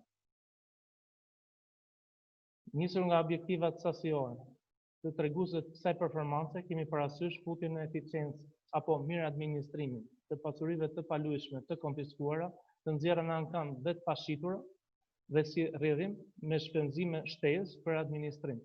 Në konceptin cilësor të kësaj performance, futja në eficiencë e këtyre pasurive nëpërmjet projekteve të BE-s përmirëson në mënyrë të ndjeshme procesin e mirë administrimit dhe konkretisht keq shpenzimet për pasurinë, fut në eficiencë një pasuri në përdorim për qëllime sociale, efektin pozitiv në opinionin publik mbi efikasitetin e luftës kundër krimit të organizuar dhe korrupsionit, përfitimin që ka agjencia nga ky projekt në drejtim të eksperiencës, trajnimeve, seminare dhe vizitave studimore të organizuar për realizimin e këtij projekti, rritjen e bashkëpunimit me institucionet e Bashkimit Evropian, përcjell mesazhin në komunitet që çdo pasuri e konfiskuar do kalojë në shërbim të viktimave të krimit të organizuar dhe trafikimit dhe komuniteteve ku janë marrë këto pasuri.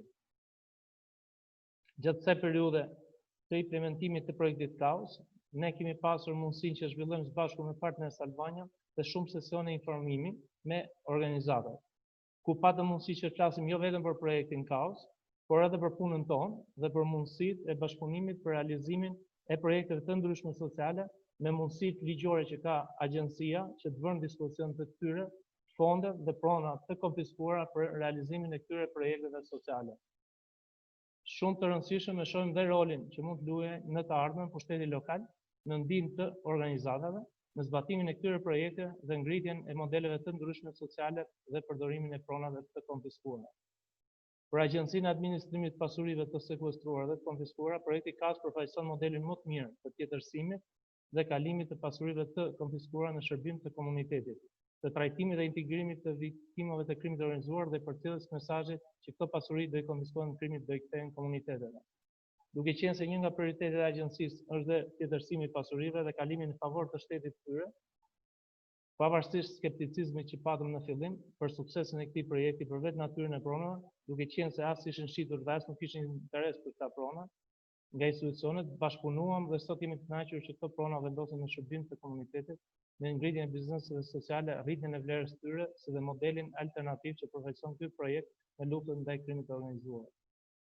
Projekti C.A.U.S ka ndikuar shumë në vendosjen e prioriteteve të agjencisë në drejtim përdorimit të pasurive të konfiskuara dhe sot jemi të bindur që pas suksesit të këtij projekti, doon që mënyra më e mirë e përdorimit dhe e tjetërsimit të pasurive të konfiskuara është përdorimi social i tyre.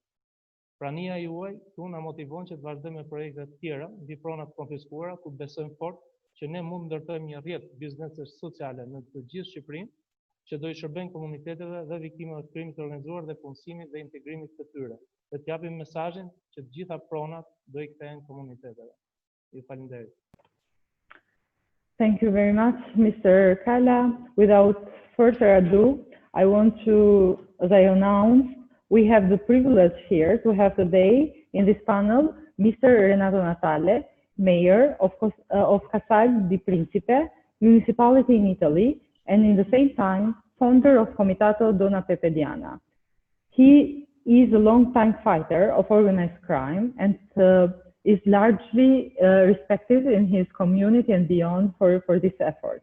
He is a strong advocate of the use of criminal assets for social purposes. Mr. Natale, it's a real pleasure to have you today.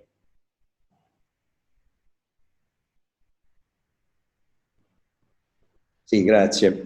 Credo che però hai esagerato un po', insomma, tutte queste cose mi sembrano un po'... Vi chiedo scusi intanto che non parlo inglese, sono un poverino sindaco di un piccolo paese del sud d'Italia, a malapena riesco a parlare forse in italiano, ma insomma mi sfugge sempre qualche parola napoletana, quindi vi chiedo scusa di tutto.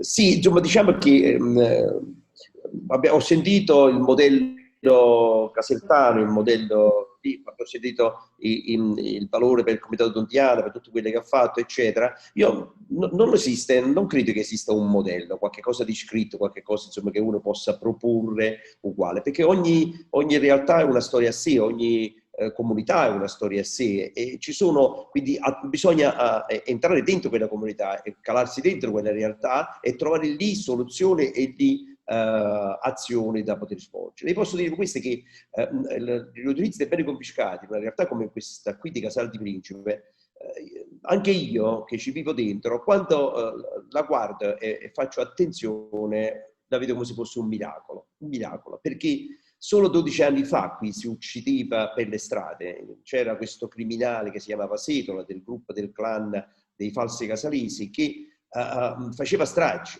la strage di Castelvolturno con gli immigrati ammazzati, eccetera, e dopo 12 anni noi ci ritroviamo ad essere al centro di un'attenzione positiva da parte dei media per le cose che sono state realizzate in questo territorio. C'è qualche cosa di miracoloso in questo, che non è però, come dire, l'effetto di un solo soggetto, non è un effetto solo del Comitato Dondiano oppure l'effetto di questo sindaco mezzo pazzo, mezzo folle che a malapena riesce a parlare italiano, ma è, come dire, è l'insieme di tante forze, di tanti soggetti. Io mi ritrovo in una stanza in questo momento a casa Dondiana, sto proprio qui, e in questa stanza ci sono tanti volti, ce l'ho qui davanti a me, tra gli altri proprio davanti a me c'è anche il volto del professore Mosca che vedo anche sul monitor, e ci sono tanti volti. Uno ad uno li guardo e penso la diversità che c'è fra questi volti, che vengono da realtà diverse, da culture diverse, da mentalità diverse, da esperienze storiche, di vita diverse fra di loro, però stanno tutti qui, ed è questo mosaico di queste decine e decine di volti, di storie, di soggetti che sono i reali protagonisti di questa storia di cambiamento, di questa storia, di questa rivoluzione, di questo miracolo casalese, di Casal di Principe. Ma tutti questi soggetti e tutte queste persone in queste foto sono intercalate da manifesti, a volantini, ad articoli di giornali che vengono da un'epoca prima, molto prima anche dalla morte di Don Peppe Diana. Sono coloro che hanno lavorato e lottato contro questa criminalità così violenta, così pericolosa, che ha permeato di sé qualsiasi aspetto, qualsiasi angolo, qualsiasi piega della società. Chiedo scusa se parlo troppo veloce, chiedo scusa a chi deve tradurre. Purtroppo non riesco ad essere un po' più, parlare con più calma. Quindi farò uno sforzo maggiore per tradurre quelle che dico. Questa storia che viene prima anche dalla morte di Peppe Diana è la storia di chi ha fatto resistenza contro questa criminalità organizzata, che ha costruito un pezzo dopo l'altro, un piccolo pezzettino dopo l'altro, una cultura nuova, una cultura di base che poi ha portato tanta gente diversa fra di loro, e la ricchezza di questo movimento è proprio ciò, è proprio la diversità che diventa ricchezza e che diventa rivoluzione. È riuscita a costruire le basi, le fondamenta di questa lotta, che dura dagli anni 80. Io sono vecchio, perciò ricordo tutto questo. Faccio 70 anni quest'anno e quindi ho avuto la fortuna di essere testimone di questo percorso, che è fatto di tragedie, di morte, di di sofferenze, di oppressione, di grave oppressione, e poi di rinascita, e poi di ricostruzione, e poi di riscatto. Allora, un modello, se un modello posso indicare, è questo: la resistenza, resistere contro il male, o battersi sempre e comunque contro chi vuole opprimerci. E questo lo si può fare in tanti modi, in tante cose diverse, senza bisogno di essere un eroe o di essere un santo. Stavo raccontando poco prima qui a Maria Laura, che è la direttrice della Casa Tontiana, che parlando col comandante dei Carabinieri, che ieri si è trasferito e quindi ha voluto salutarmi, gli dicevo proprio questo: non esiste un eroe. Sapete, non so se chi di voi ha fatto il militare, no? Io ho fatto il soldato, stavamo tutti in fila da presentate, il sottufficiale o l'ufficiale fa la richiesta di chi si offre per una missione pericolosa. Cosa succede? Che tutti i soldati fanno un passo indietro, non fanno un passo avanti. L'unico, diciamo, imbecille che non fa un passo indietro si trova ad essere lui davanti e lui va a fare la missione. Quindi diventa un eroe per forza, ma perché gli altri si sono fatti indietro, non perché era una sua scelta. Ecco, il messaggio è questo, che probabilmente il modello vero è di fare in modo tale che nessuno faccia passi indietro e che tutti stiano insieme, e tutti insieme possiamo fare anche il miracolo, come è avvenuto qui a Casati Principe, anche partendo da posizione completamente diversa l'una dall'altra. Mi fa piacere aver sentito tutte queste esperienze che si stanno realizzando, tutte queste importanti azioni che stanno appoggiando, che certamente è basata su piccoli eroi e su tante persone che hanno tanta voglia e desiderio di cambiare il mondo, oppure, come ci insegnava il nostro Valerio da scout o boy scout, lasciarlo un po' migliore di come l'abbiamo trovato. Io spero che un po' migliore, appena me ne andrò, tardi spero, ancora fra qualche anno, l'avrò lasciato, e credo che ciascuno di voi che ha fatto l'esperienza che così è illustrato qui già si trova sulla buona strada per poter lasciare questa buona eredità. Io vi ringrazio dell'ascolto, vi chiedo di nuovo scusa per il mio modo di parlare troppo veloce, chiedo scusa al traduttore, chiedo scusa a tutti quanti voi, vi ringrazio per avermi fatto venire qui immeritatamente, perché poi tutta questa cosa non c'è. Credo di essere stata anche abbastanza breve per far contenta la nostra moderatrice che ci sta guidando. Grazie mille, Mayor. We really want to have you here to also have the chance to probably answer some of the questions that we got. So one of the questions that we have is from Diana Klein from DFITS. This is a question that is both directed to Italian and Albanian colleagues. The question is, have there been any case of backlash by organized crime groups against the social enterprises set up with confiscated assets? Is that a risk at all in Albania? So now I'm inviting both colleagues from Albania and Italy. Who is going to take the floor? Fationa, may I? Sure. Okay, so also taking stock from the presentation of Ms. Costa, where it was there was a reference to a case when an NGO withdrew from the plan to engage into a specific social reuse project there. I would like, and also responding to the question, I would like to state that it was not a coincidence my appearance in 2 out of 3 of the inaugurations of the enterprises that we listened here, and the third one was attended by my other colleague who is responsible for the issue of human trafficking. Certainly, it was not the reason, the very reason of our presence in such important events was not just to appear on the next public event, but definitely it was also a message that needed to be conveyed, not only to these young, courageous community actors who cooperate not only through this project, but with all of us, you know, in this common social fight against organized crime, but also to convey a clear message to the ex-owners that the Ministry of Interior was particularly interested upon the well management and the success of these enterprises. Of course, by its own nature, such properties, not only in Albania, but everywhere in each country of the world, do represent and do bear the potential intimidation or related challenges to the new, let's say, owners or beneficiaries. But we need definitely to distinguish between perceived intimidation, which is understandable, and also the real acts of intimidations or worse, threats. Not only it is a legal obligation to report to the relevant authorities such acts, but it is also a moral obligation to us who have attended in person such events, so as to extend our hand of cooperation with these courageous entrepreneurs, but also to facilitate the work of the committee in charge of deciding on what to do with these initiatives.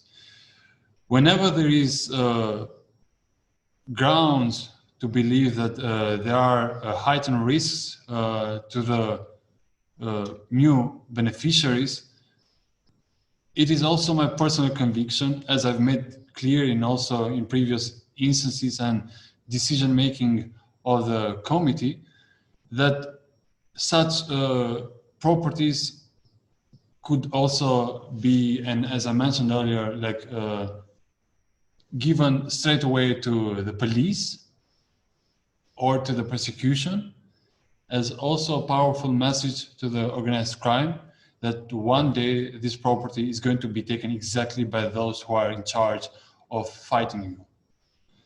But another way, which by concrete facts actually, and also written decisions of the committee, I've been a very strong advocate of demolishing such properties, so as again to give the right message to these criminals, whoever they may be, that these properties, they may not be enjoyed by social entrepreneurs, but they can be enjoyed by all of us, by our children, by bestowing them with parks, with kindergartens, which are going to be built exactly upon these properties. So please, I would like to use this opportunity to once again to call upon everyone who is benefiting from such projects, but also new upcoming beneficiaries, not only to report such cases to the authorities, but also to directly contact the agency, the Ministry of Interior, who have shown close interest upon such enterprises. Of course, again, we fully understand the nature of such properties, of such enterprises, and the accompanying risks. But this is not only we have to say, and also in response to the question made by the attendees, that this is not an Albanian related thing or concern. It's related exactly to the nature of the properties we are talking about. And no matter whether we are investing in such excellent enterprises in Albania, in the region or elsewhere, in Europe or elsewhere, the risk will be there. The important issue is how we are going to address them. Are we going to just echo perceived intimidation, or we are going to be courageous enough to take such real acts of intimidation to take them to the authorities, to the police, to the Ministry of Interior, because again, our presence in such events was not just the next appearance in a public event. There are so many of them that no one at the minister's level needs like one more additional public event. But again, I need to stress that my personal appearance and the appearance and close attention of the director of the agency for the administration of seized and confiscated assets is made on purpose, because we need to know, we want to see the success of such initiatives and to know that they are carried out in a peaceful manner without any whatsoever risks or intimidations. They need to be a success because the Ministry of Interior is fully engaged in such enterprises, and they need to be a success for the very specific, for the very reason why we believe that such enterprises have and spread such a powerful message to the public and to the criminals themselves. Mr. Lamalari, thank you very much. But as you see, we are like really over time. I just wanted to pass the floor to Ms. Hoxha. She wants to add something. Yeah, very short. I fully agree with Mr. Lamalari in terms of courage that such initiative takes. I have recognized as part of my opening speech the support of Mr. Lamalari himself. This doesn't mean that the awareness of other stakeholders is at the level where it has to be. And this is absolutely expected for such a new initiative. But still, I just want to, on behalf of the three partners, as we don't have time, but this is not a perceived risk. And you know, Mr. Lamalari, because we have discussed this, and you have been the one to help us in many cases. But as I said, in the three cases, the former owner have approached the NGOs that are implementing the social enterprises.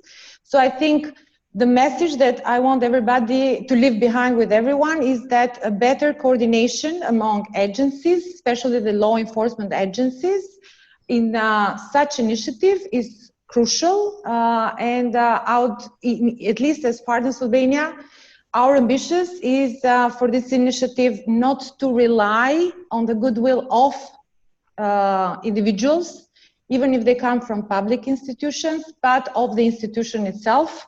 As I said, at the local government, especially local government level, where we have had issues in the past, not at the central, but they are a very important partner in such initiatives. So I just wanted to give my input to my answer to this question. Thank you. Thank you, Ms. Hoxha. In fact, we have two more questions, but to Costa and Mr. Kala, but we cannot like really have the time to get this question. But I think that both of them can promise to send those questions via email or other forms.